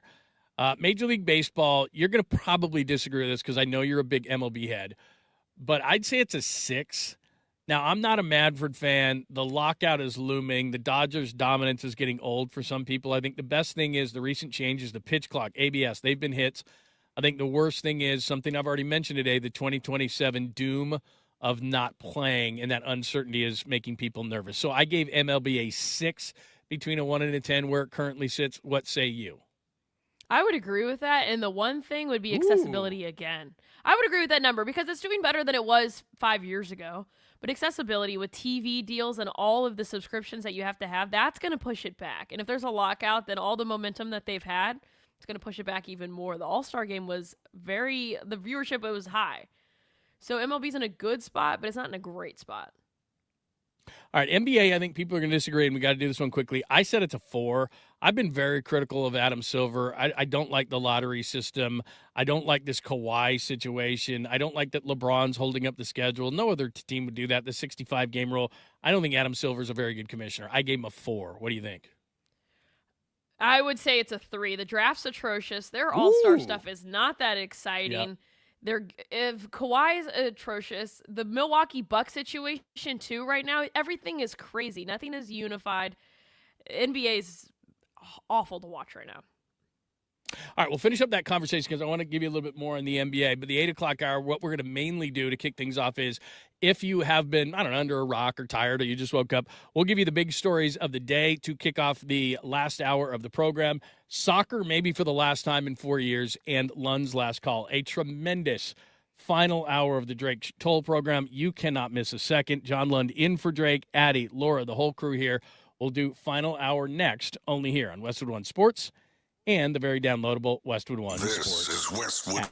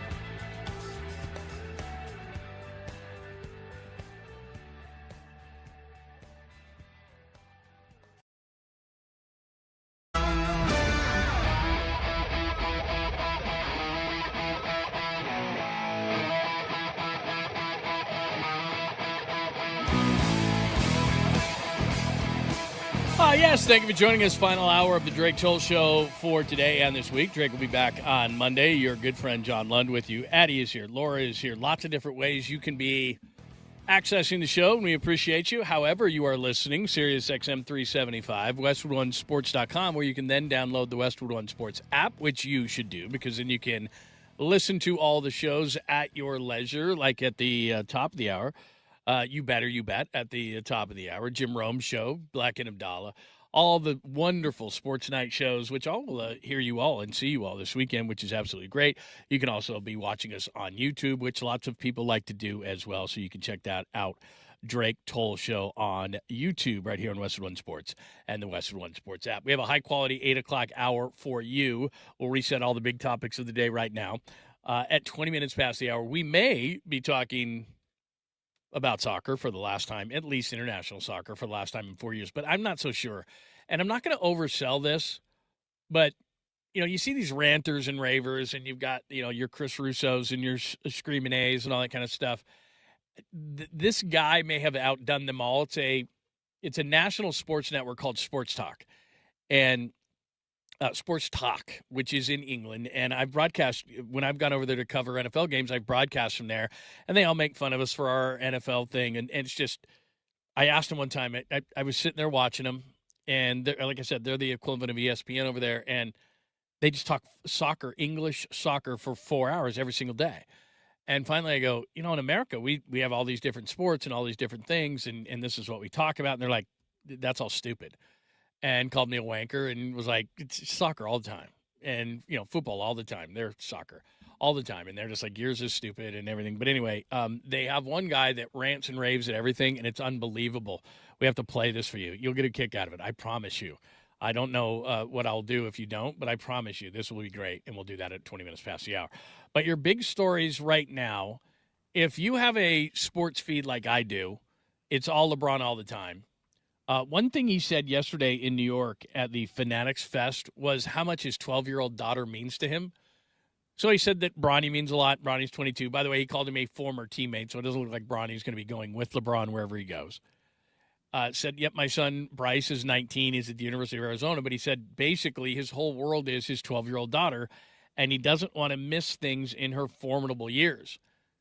And so as we're all sitting here trying to figure out where LeBron goes, I think this is the biggest story of the day, at least in sports, as we all figure out where LeBron goes, and by the way, the commissioner said they can't finish up their schedule until they know where LeBron goes because they're going to put him obviously all over the place, and so they're waiting until the final team because I think they think that it's going to be his final year. And I've told you, I think they're going to market this whole thing, and he's going to be on you think he's on all the ESPN channels or on Fox or on anywhere you get sports now. It's going to be at a nauseating effect, but that's just what it's going to be. It's his final year, and I think he's earned it. But it gives me a little insight into things because we all are assuming that it's going to be about winning, and it's going to be about going home to Cleveland. That's what I thought the whole time. But after him talking about his 12-year-old and how close he is with his daughter, and maybe after a year he'll say, look, when you're 13, I swear, but it starts to slip away as a parent. Your kid's 12, he's 13. I mean, look, my kid's 22. I don't even know where the years went. It's absolutely insane. I'm like, what are you talking about? He's kind of an adult, but he's like me, so he's very mature. But it's unbelievable how fast it goes. So I think he's starting to realize this. And so this whole thought of, well, he wants to win. He wants to win another championship. And maybe he does, but I don't know if it's the top priority. So that's what's going on as far as LeBron. Pat Riley spoke yesterday. He doesn't seem to know anything. Shams was on, I think, McAfee yesterday. He doesn't seem to know anything. And if he doesn't know anything, then obviously we don't know anything. So for what we all have speculated, whether it's Cleveland or Philly or Miami or whatever the case may be, and I certainly thought Golden State was out of this thing, and maybe I'm just spinning myself into a circle, but LeBron sounds like his 12-year-old could be making the decision. And the last time I looked on a map, I'm no geography major, San Francisco's about as close as you can get of the teams that he wants to potentially go to LA. What do you think? I'm gonna check with my sources on geography. No, I'm not a geography guy. No, it makes sense. And if he's going to value his daughter, then yes, that makes sense for him to stay at Golden State. In the back of my mind, I feel like a big part of him is winning. That is just like his ego. That's why he's waiting so long. The schedule is not released. It hasn't been released because we're waiting on him to make a decision. So in the back of my mind, I still think that winning is a big part of that. And is he going to do that at Golden State with old Steph? Porzingis, I don't know. Like, it's an old team. But, and adding him doesn't make it any Butler's younger. coming off an injury. Porzingis is always hurt. Draymond doesn't want to play 82 games. Steph hasn't fallen off much, but still last year he had an injury issue. It's why they haven't been able to get anybody to go there. The whole time the Warriors are like, we're going to get a guy to go with Steph, and every single year they come up short, and it's because everybody around the league knows that they're not a championship contender anymore. Steve Kerr has said it publicly, like, we're not a championship contender. And by the way, speaking of Steve Kerr, I guess I have to say this again because people are taking it seriously. Steve Kerr is one of the biggest tongue-in-cheek guys that you'll ever meet. Like, I covered him for years, and he just is kind of, he makes jokes all the time and is like, yeah. And he has kind of a weird relationship with social media. So when those people pulled up to him the other day, if you haven't seen it, there was a couple of fans that pulled up to him, and they had video on their phone, and they said, hey, you got to get us LeBron. And he goes, oh, yeah, that's going to happen. And he goes, put that on Twitter. It's like, Steve Kerr's joking. So I don't know what to make of that other than that. I know Steve Kerr's joking, and I know Steve Kerr knows nothing about it because no one does. So people were trying to speculate that Steve Kerr was really saying that they have him. And that's not how Steve Kerr does things. Like, you think anybody would tell you, like, oh, yeah, we got him. I'm on the phone with the president. And there's been audio of Draymond Green, and there's been audio of Steph talking about what it would be like to play with LeBron, for Steph to play with him again. And so I take those with a grain of salt, but I also do think that they kind of mean something because you don't see a lot of, like, other players doing this. We don't see, like, Nikola Jokic be like, yes, this is what it would be like to play with LeBron because there's not really a chance that he goes there. So right. I also, there's some to that, but I always take those with a grain of salt. All right, other things you need to know as you're getting ready to face the day today. Baseball's back. Last night, the Mets beat the Phillies 4-1, but the big story yesterday, two big things. Major League Baseball released its 2027 schedule. And look, just get your yayas out now. I'm into baseball, and I love tradition and all those kind of things, but I'm not going to say get off your lawn. I'm not Bob Costas. You're not going to have the traditional opening day anymore. They're trying to get revenue anywhere they can. And yes, on March 24th, two undetermined teams will play on Netflix to kick off the season or for first pitch. They don't kick the ball off in baseball last time I checked. They're going to have it on Netflix. Just deal with it. Like everybody who constantly complains, I get it. It's on Prime. It's on Netflix. It's here. It's there. I don't know where the games are. Ladies and gentlemen, boys and girls, that's the way sports are going. Why? Because they want to maximize revenue, and that's just how it's going to go. So deal with it. Don't scream and yell that you can't find Netflix. Protesting. Everybody has Netflix. Stop it. Okay. I don't. Sorry. You don't have Netflix? Whoa. Nope. I'm protesting. You don't? No, I refuse. I had it, and I canceled it, and I haven't had it yet. Don't you also have an Android phone? Yeah, I am. It hurts every time I send a text and there's a green. I see it every time. I just like to make everyone else's problem. I do have friends that just will not buy Apple products. And I'm like, all right, look, man, they make your life really good and you can connect everything together. I know they're the evil genius or whatever, but I'm part of it. What if I wanted to FaceTime you? Sorry. What if I wanted to FaceTime you? What do I have to do? Like Skype you? Yeah. AOL? Like some messenger? Like that's the privilege. The privilege of seeing my face on your phone is to go through I'll send you a Teams meeting. Be like, Teams meeting. Very nice. Everybody's talking trade deadline. That's the big thing that's going on. The top candidates. The number one guy is Tarek Skubal, and I think he's the guy really of all the groups. Not that Joe Ryan or a Sonny Gray or a Chapman or whatever, or couldn't change things. I think they could. But the biggest question right now is where will Skubal go on August 3rd for the trade deadline? I know that the Tigers have been hot, but they're crazy if they don't trade him. His contract's up at the end of the year. He's already said that he's not going to re-sign. Doesn't Detroit have to trade him? His contract's up at the end of the year. You mentioned this yesterday, and I thought it was really brilliant, but I didn't want to give you credit. Which is, you look at the Angels and they had Shohei and they didn't trade him. And it was one of the dumbest things ever. They could have gotten a haul. They could have gotten their minor league system fixed. The Angels are horrible. And here's Tarek Skubal. And I think the Tigers have to be realistic with themselves. You're not going anywhere. Even if you made the playoffs, maybe you'd go there, maybe 1 or 2 games. It's not worth it. You can get a haul for Tarek Skubal. Don't the Tigers have to trade him regardless? He really wants to stay in Detroit, but if Detroit wanted him, they would have signed him to a long-term contract instead of going into arbitration. And so what they did is they went into arbitration. He got a short-term deal. And then right after that, they got Framber Valdez, who was a free agent after he was with the Astros, and they paid him a lot of money. And that should tell you a lot. They paid Framber Valdez a lot of money. So Skubal wants to stay in Detroit, but if Detroit wanted him, they would have signed him to a long-term deal. So what they're going to do is I'm sure he's going to go to the Dodgers because the Dodgers can afford him, whether that's cash, whether that's prospects, because they have a good farm system. They do. Yeah. Because it's the Dodgers. They have everything. And so that's what I think is going to happen. I think he'll go to the Dodgers, and Detroit will get a killer return back. But, yeah, if Detroit wanted him, they would have signed him whenever his old contract was up. I'm just doing this because the one guy got mad at me yesterday for saying there was no sports on. The British Open, first round underway. Mm-hmm. Am I wrong for saying that it puts you to sleep? And if I was going to watch the Open, it wouldn't be until Sunday. I'm just saying, Yes. most people, most rational people only don't watch golf until Sunday. Now, I know it. There's a bunch of people who love golf, and they'll go to their golf clubs, and they'll watch it. I understand that kind of thing. I'm not putting it down. I'm just saying most normal sports fans will watch on Sunday when something's on the line. I'm not watching the first round of the British Open. I don't care. It's my job to know sports. I get it. But golf puts me to sleep unless it's Sunday and it's close.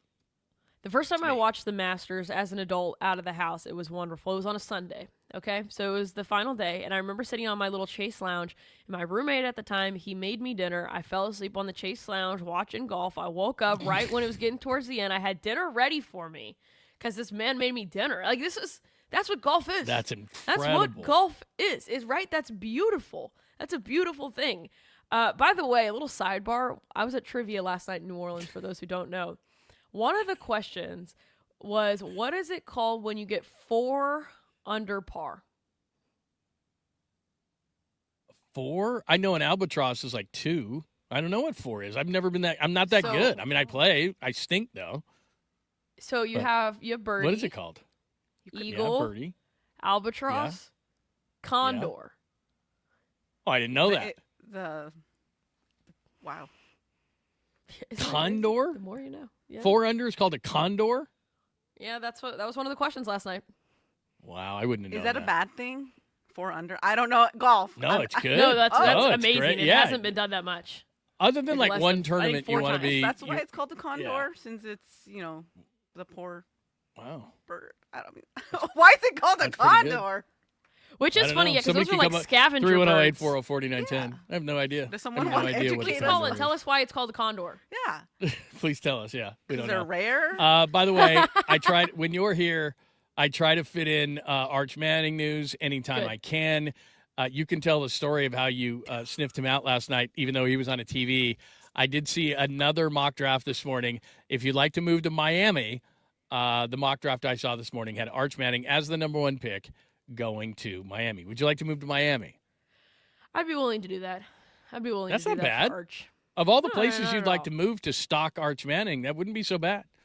So anyway. Stock, we'd be living together. Don't lose control. Don't make me seem crazy. Oh, yeah, although, here you go. So last night, I'm at a brewery in New Orleans, and I'm sitting at a table, and I see a partial reflection, in one of the windows.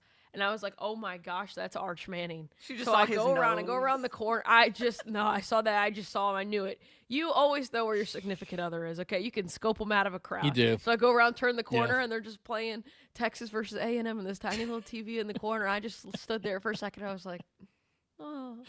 But yes, it was a partial reflection of Arch Manning. And you sent us all a picture of it, by the way. I did. You sent us all, look who's here. I'm like, what is she doing? Amazing. Absolutely amazing. And then I also had to show my grandmother the picture that you made of the AI one of Arch and I's wedding. Getting married. married. I was like, Mima, this is going to be a future relative. Like, you're going to have to get to know him. That's amazing.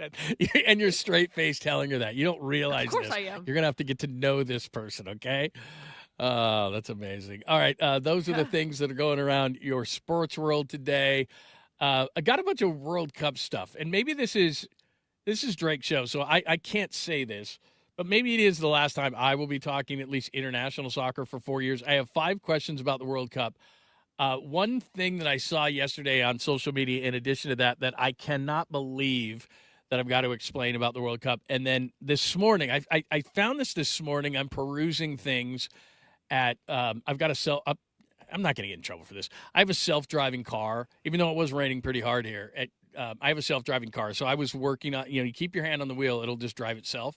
So I put the destination in, and I'm driving with my hand on the wheel, and I'm perusing as I often am, and I get this piece of audio that is unbelievable. An English broadcaster from TalkSport who's going off, like, combined Stephen A. with Mad Dog, with with Philly sports talk, and the guy's going bananas during the Argentina English soccer game, and it is unbelievable. So hopefully I'm not overselling it. I think it's that good. We'll play that as part of a little World Cup talk, and we got Lund's last call at 40 minutes past the hour. It's the Drake Toll Show. John Lund in for Drake, only here on Westwood One Sports and the Westwood One Sports app.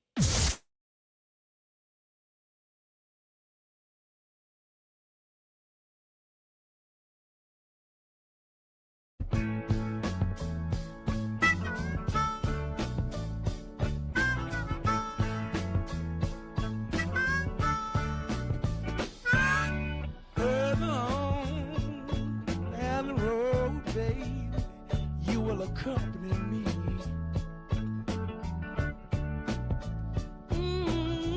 Further on down the road, babe, you will accompany me.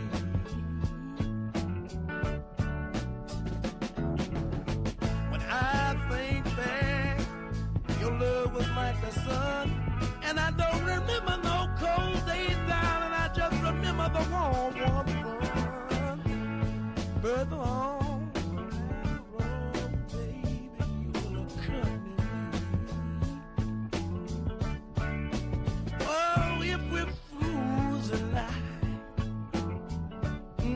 Than a happy fool I would rather be. Oh, baby, I'll be glad to learn from you. And darling, I know you will be glad to learn from me. And if we get down and things get sad, we can cheer up each other and grin, 'cause things just ain't that bad. If we're fools in life, then a happy fool I would rather be.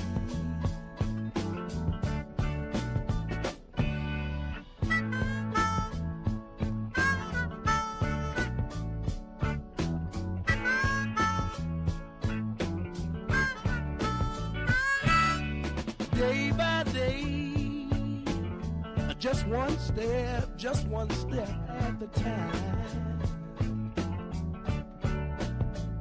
Woman, you have given me so much just to ease this stubborn old aching heart of mine.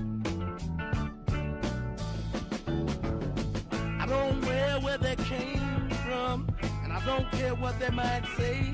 Woman, you've been loving in my corner all the way, day by day.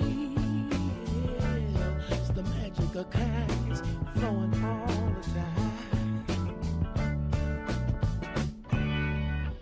Further on down the road, baby, you will accompany me. Oh, and I'm hoping. Further on down the road, baby, you will accompany me. Oh, baby, can't you hear me praying? When I look back, your love was like the sun, and I don't remember any cold days. I just remember the warm, warm sun. Further on down the road, baby, you will accompany me.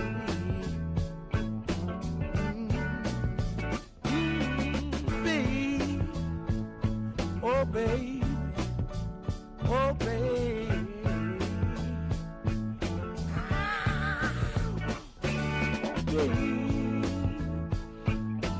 Babe, oh baby.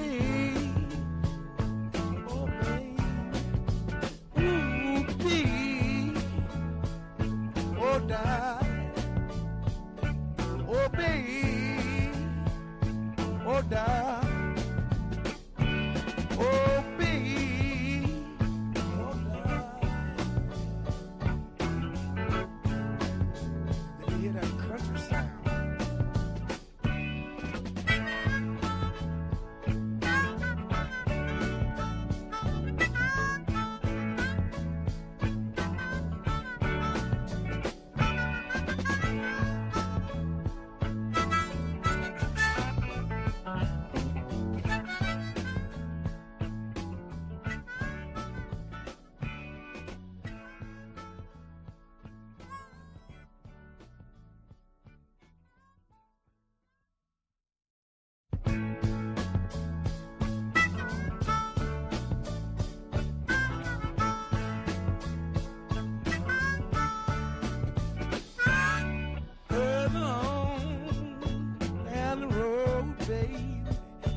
Accompany me.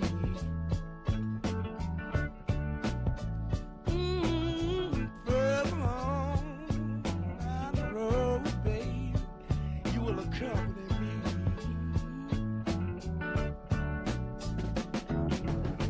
When I think back.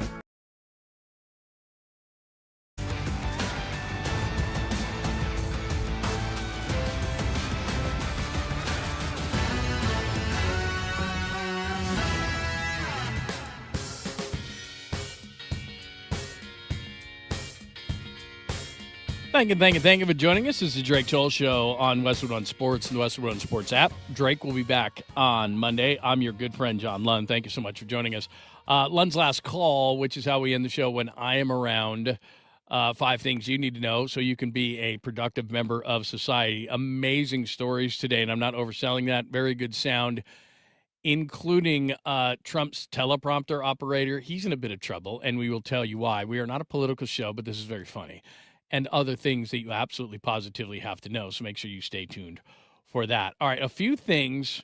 I don't know if this will be the final soccer conversation that is had on this show. I don't know if it'll be mine. We'll see how things go and how we all react to what just happened with the World Cup. And, of course, this weekend is the final between Argentina and Spain, which, by the way, I didn't realize this. Spain's won 37 consecutive games. They've given up, they're 13-1 as far as goal differential in this thing. So Messi is going to have to be awesome for them to beat Spain. So I just know that. Look, I'm not trying to say that I'm an expert, but very interesting stuff. But a couple of quick things about the World Cup. So I'm watching, I don't know if you guys saw the same thing, but I'm watching in Dallas first. They're going to do this all over the country. Seattle had a soccer game last night. The Seattle Sounders and the Portland Timbers, and they still had the field down. But they have field turf in all these stadiums, and in order to get the World Cup, you've got to have grass down. So 92% of NFL players want grass. It is proven beyond a doubt that it is much safer for NFL players.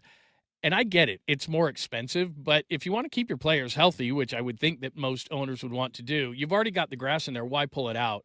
But they were pulling up the grass yesterday in the World Cup stadiums that they use. Like Seattle's going to pull it up. Dallas already has all these different places that don't have grass. And I thought to myself, if it's already down and it's maintenance, and even a place like if people didn't know this, in Vegas, Mark Davis, who's not the brightest guy around, I mean, look at the haircut, but he's not the brightest guy around, but they actually take the grass, it's real grass, in that indoor stadium, and they move it in and out. Same thing. They do it in Arizona. They move the grass in and out. That's where Mark Davis got the idea.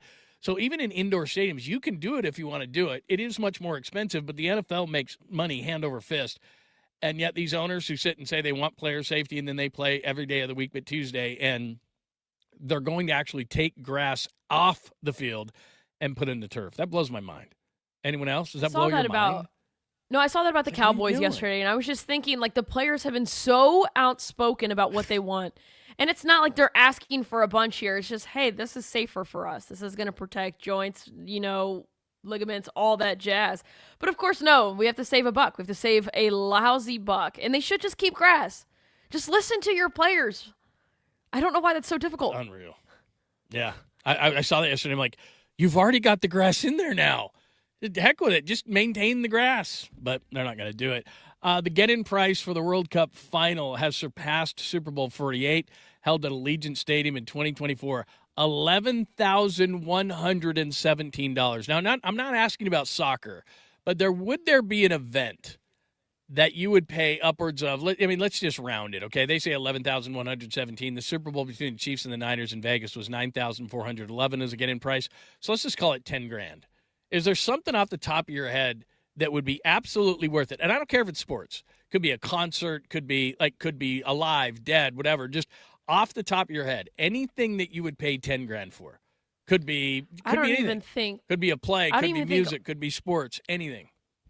I don't even think Arch and I's wedding will be that much. But the reason why that is so expensive is that, like, it is the World Cup. It's different from the Super Bowl where it's like, a bunch of Americans going to watch some teams. It's a World Cup. It only happens every 4 years. It's not every year like the Super Bowl. So that's why it is so expensive. You want to see your country versus just your team. But yeah, it's a little egregious. I don't think I would pay that much.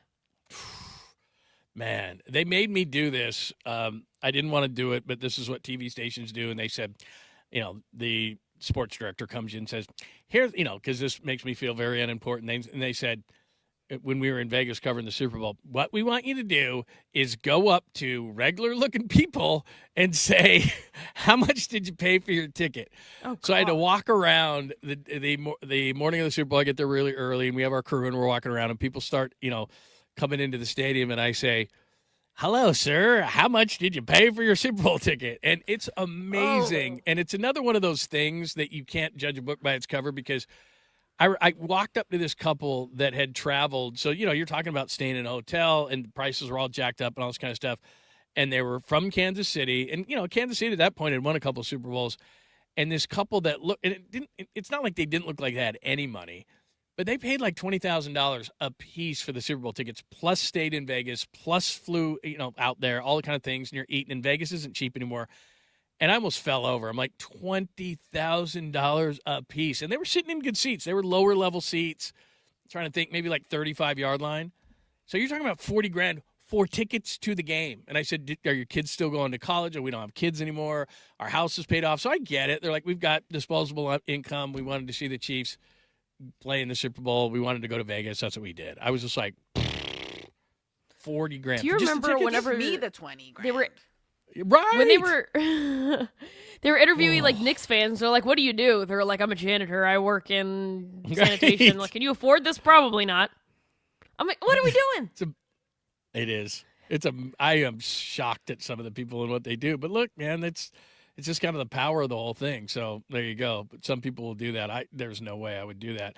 So anyway, about $11,000. We rounded it to 10, but about $11,000 to get in to the World Cup. Number two, just found this out. I didn't know this. It was so fun to have Trump with all the security detail and all that kind of stuff. Remember, we went to game one of the NBA Finals in New York, or game three, I should say. So that was a lot of fun. Trump will be there for the final in New York. By the way, hopefully the air clears. But it has been announced that Donald Trump will be at the World Cup. So there you go. Not that there's not going to be crazy security anyway, but it's even going to be worse.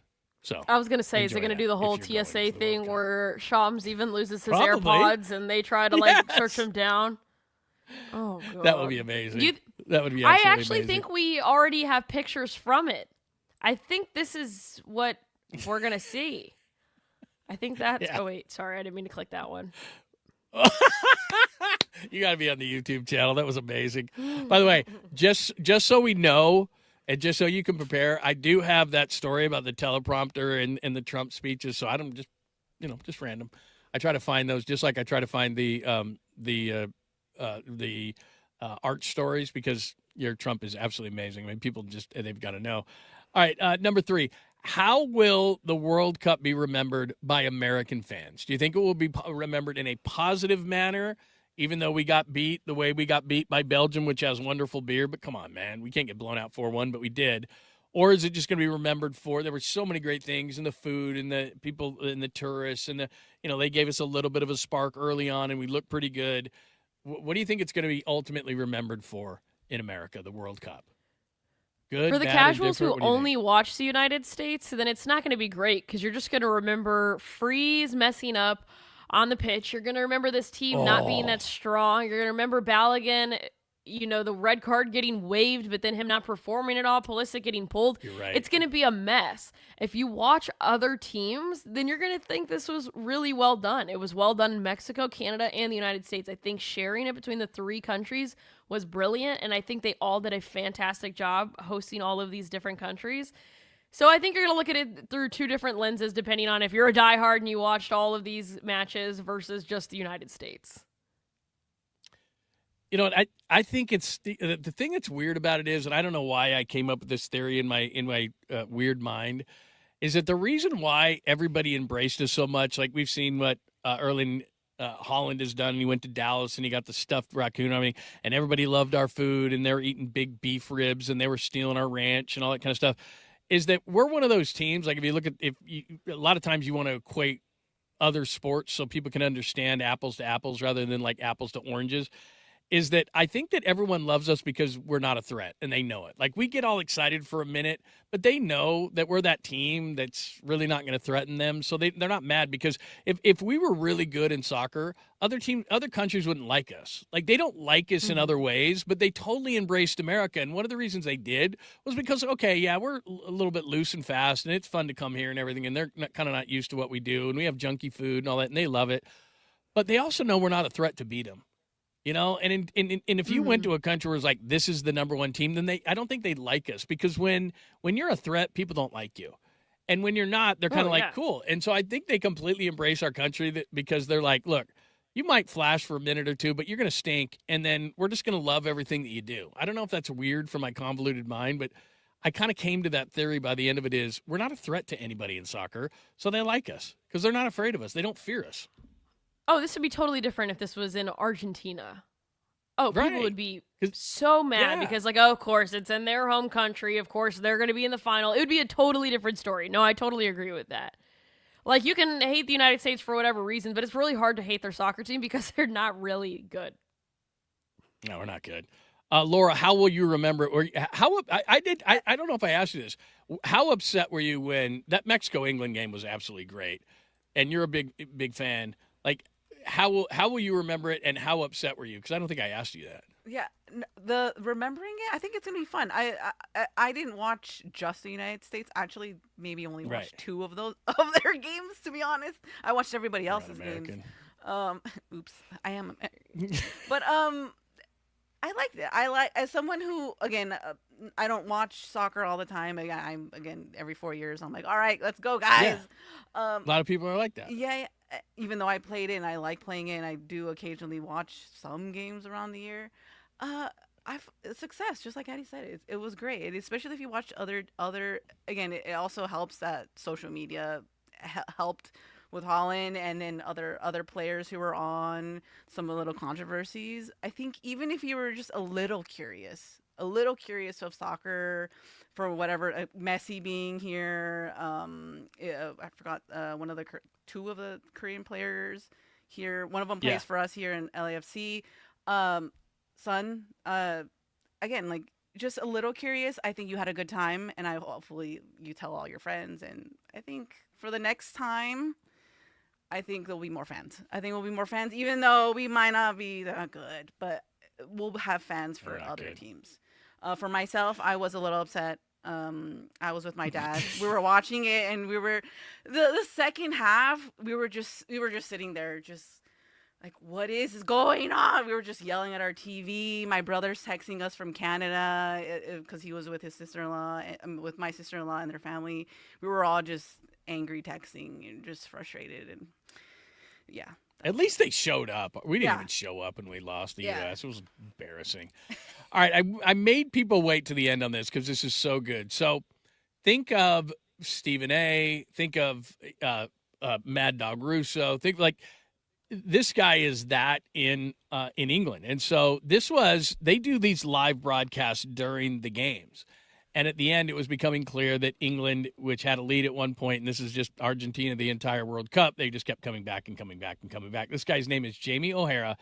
It's from TalkSport, and they're kind of the equivalent on the radio of like like a national, like we are, of a national broadcast. And I used to when I went back, and I've covered a few games, NFL games in England, we had been at TalkSport. They threw us in a studio, and I haven't talked to this exact guy, but I talked to a number of guys like this, and he just goes absolutely crazy. He's freaking out. This is near the end of the game. He wants the coach sacked, which means fired.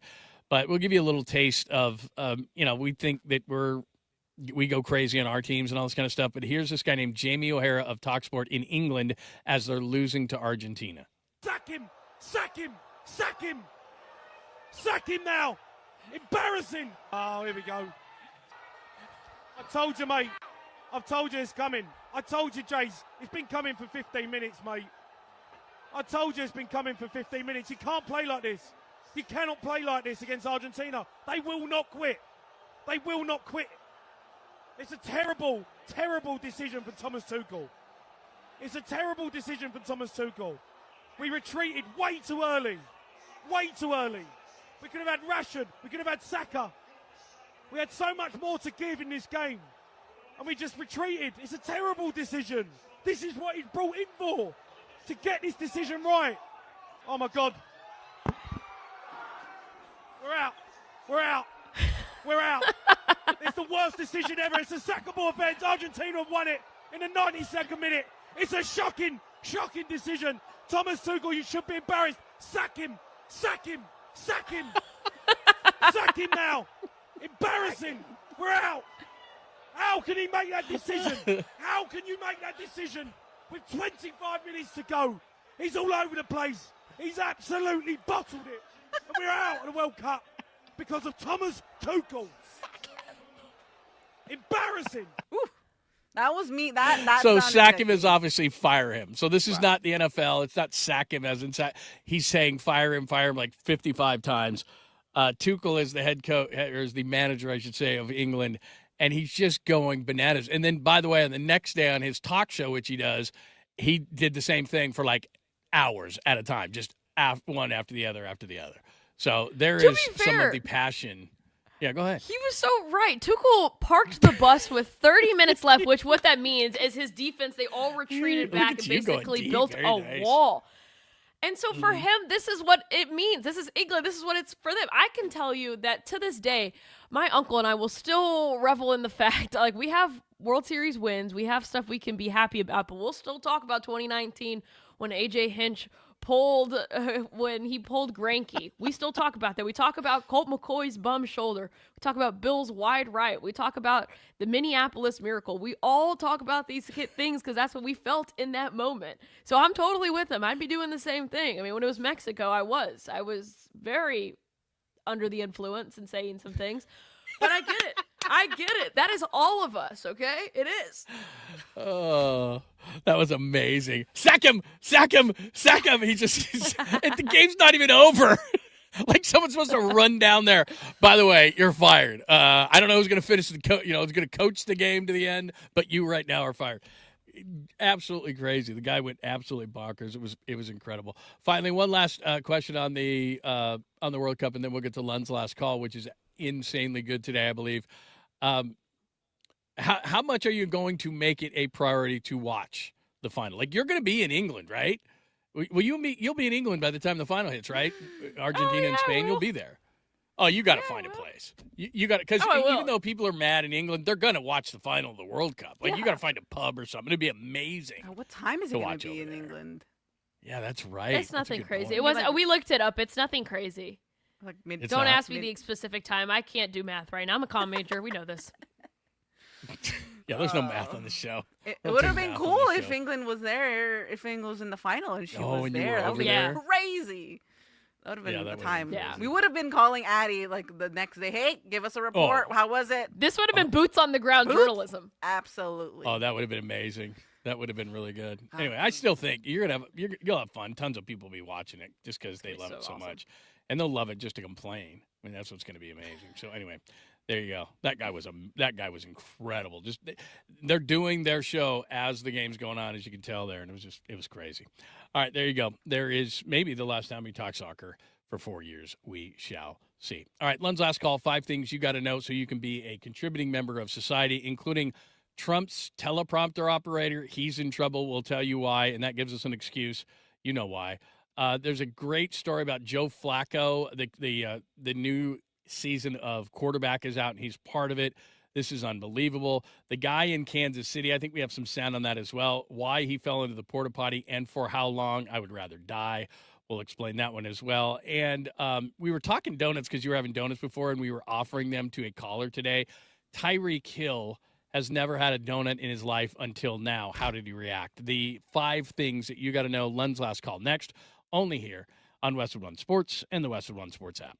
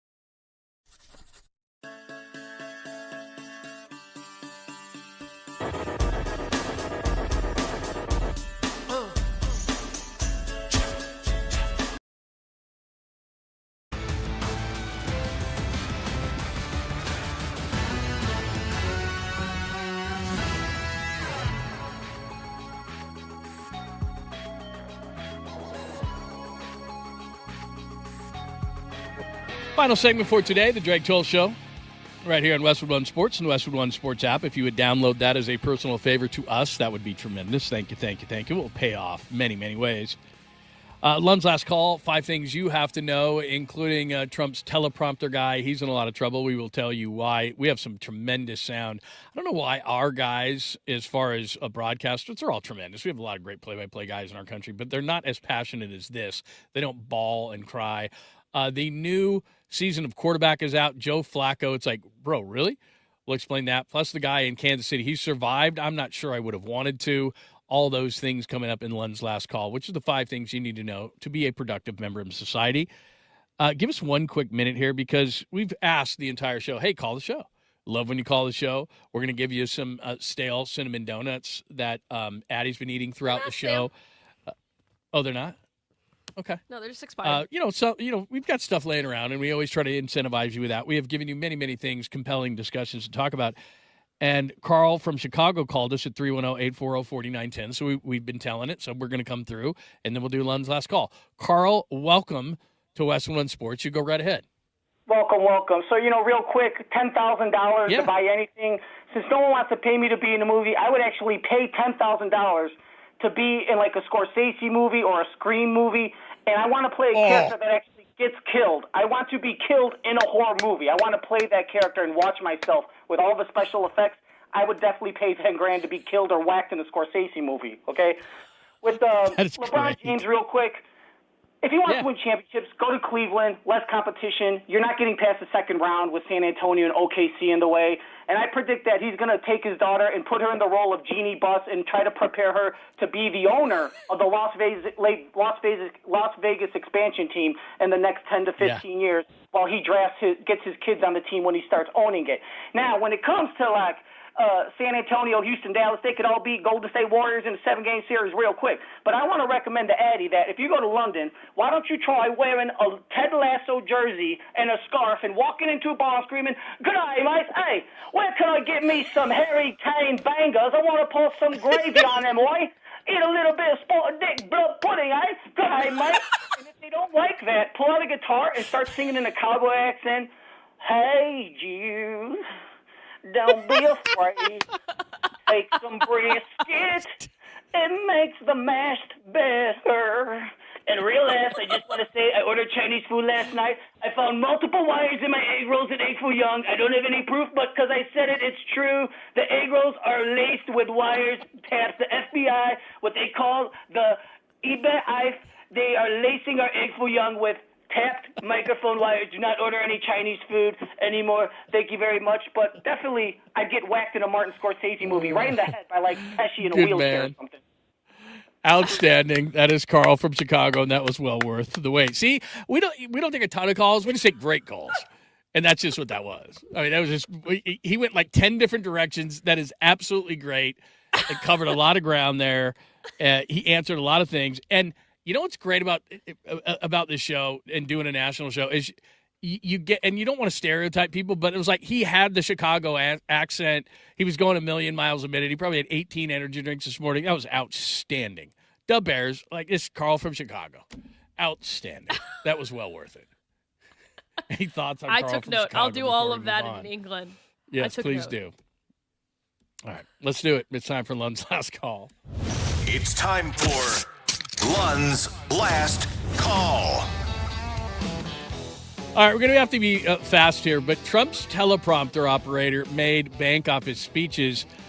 He's believed to have made more than $100,000 betting on his speeches per ABC. Kalshi, of course, it's getting hotter and hotter, the prediction markets, reportedly flagged unusual betting activity, which led to a federal investigation into whether privileged information was used in the platform prediction markets. Of course, he's the teleprompter guy.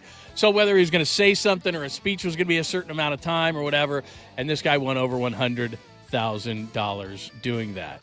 Well done by him. Do you have any thoughts on that? Good for I him. don't use a teleprompter. It all comes from my brain. I'm very smart. I'm the most smart. Many people don't know this. I know plenty of words. I know a lot of words. I know the most words. He's lying. It's the fake news. He's hired by the woke ABC. It was fake. That is outstanding. That's all I needed. I can end the show now. All right, we're going to have to do these quick. I understand that. Joe Flacco won a Corvette 12 years ago. I was at the Super Bowl, and it didn't end well for us, for winning a Super Bowl MVP versus the 49ers. This is from the new season of quarterback. He's never touched the Corvette, and it's sitting in his driveway. Listen to this. As you can see, it's been in this garage. I think it's been in here for probably 5 years. It's kind of like a little trophy. I mean, you keep your trophies stuffed in the attic somewhere, and this is just a bigger version of that. We are not getting in this car right now because we have no idea where the key is. The doors don't just open. There is no handle. It's all like touch operated or something. This car would not start. No chance. Guy has a Corvette that he won. It's on the show. It's got like 10 inches of dust on it. He's never driven the Corvette. It just sits in his garage, and he says it's like a trophy. I hate that. These guys have way too much money. I hate that. I love Corvettes. That's the dumbest thing he's ever said. Yeah, just sitting there. Never touched it.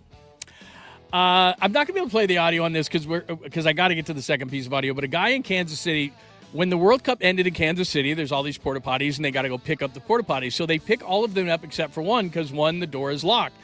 And they hear a guy in there, help me, help me. It turns out that a guy fell into a porta potty, was down there for 8 hours because he had dropped a Mountain Dew in there and was trying to get it. And they had to have firefighters in Kansas City cut him out of the porta potty. He had been there for 8 hours. What? Would you rather die? Would you rather die? Because I would. We've talked about it on this show. I have a fear of porta potties because of that. I do not want to fall in them. By the way, if I lost a Mountain Dew, it's down there. It's gone. We ain't reaching for anything. We ain't a Mountain Dew. It's not a diamond ring. We're not touching anything in there, guys. Thinking. Maybe it was his first Mountain Dew. Horrible. All right, we got to play this. This is Pablo Geralt. I hope I'm saying this right. He's He's the play-by-play voice of Argentina, and he calls the game winner against England. And I just got to set this up. He's crying, so we can cut this at any time, but we just got to get the sense of this. He's freaking out. I don't know why our announcers in America aren't this into it, but he is. Take a listen to this. Va Messi. Va Messi mete el centro.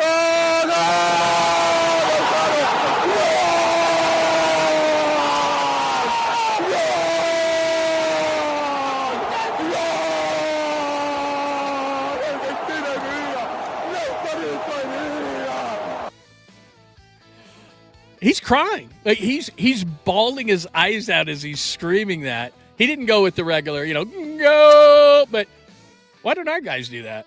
American announcers don't do that. They don't get that emotional. It doesn't mean as much to them. We have other sports. Clearly we have other it doesn't. sports. That is what it means to Argentina. That was awesome. All right, that is Lund's last call, so you can be a productive member of society. Laura, awesome job as always. Addie, enjoy London and do those things that our caller from Chicago said. Everyone else, have a wonderful day. We appreciate it. PJ Glasser is up next with You Better You Bet on Westwood One Sports and the Westwood One Sports app. This is Westwood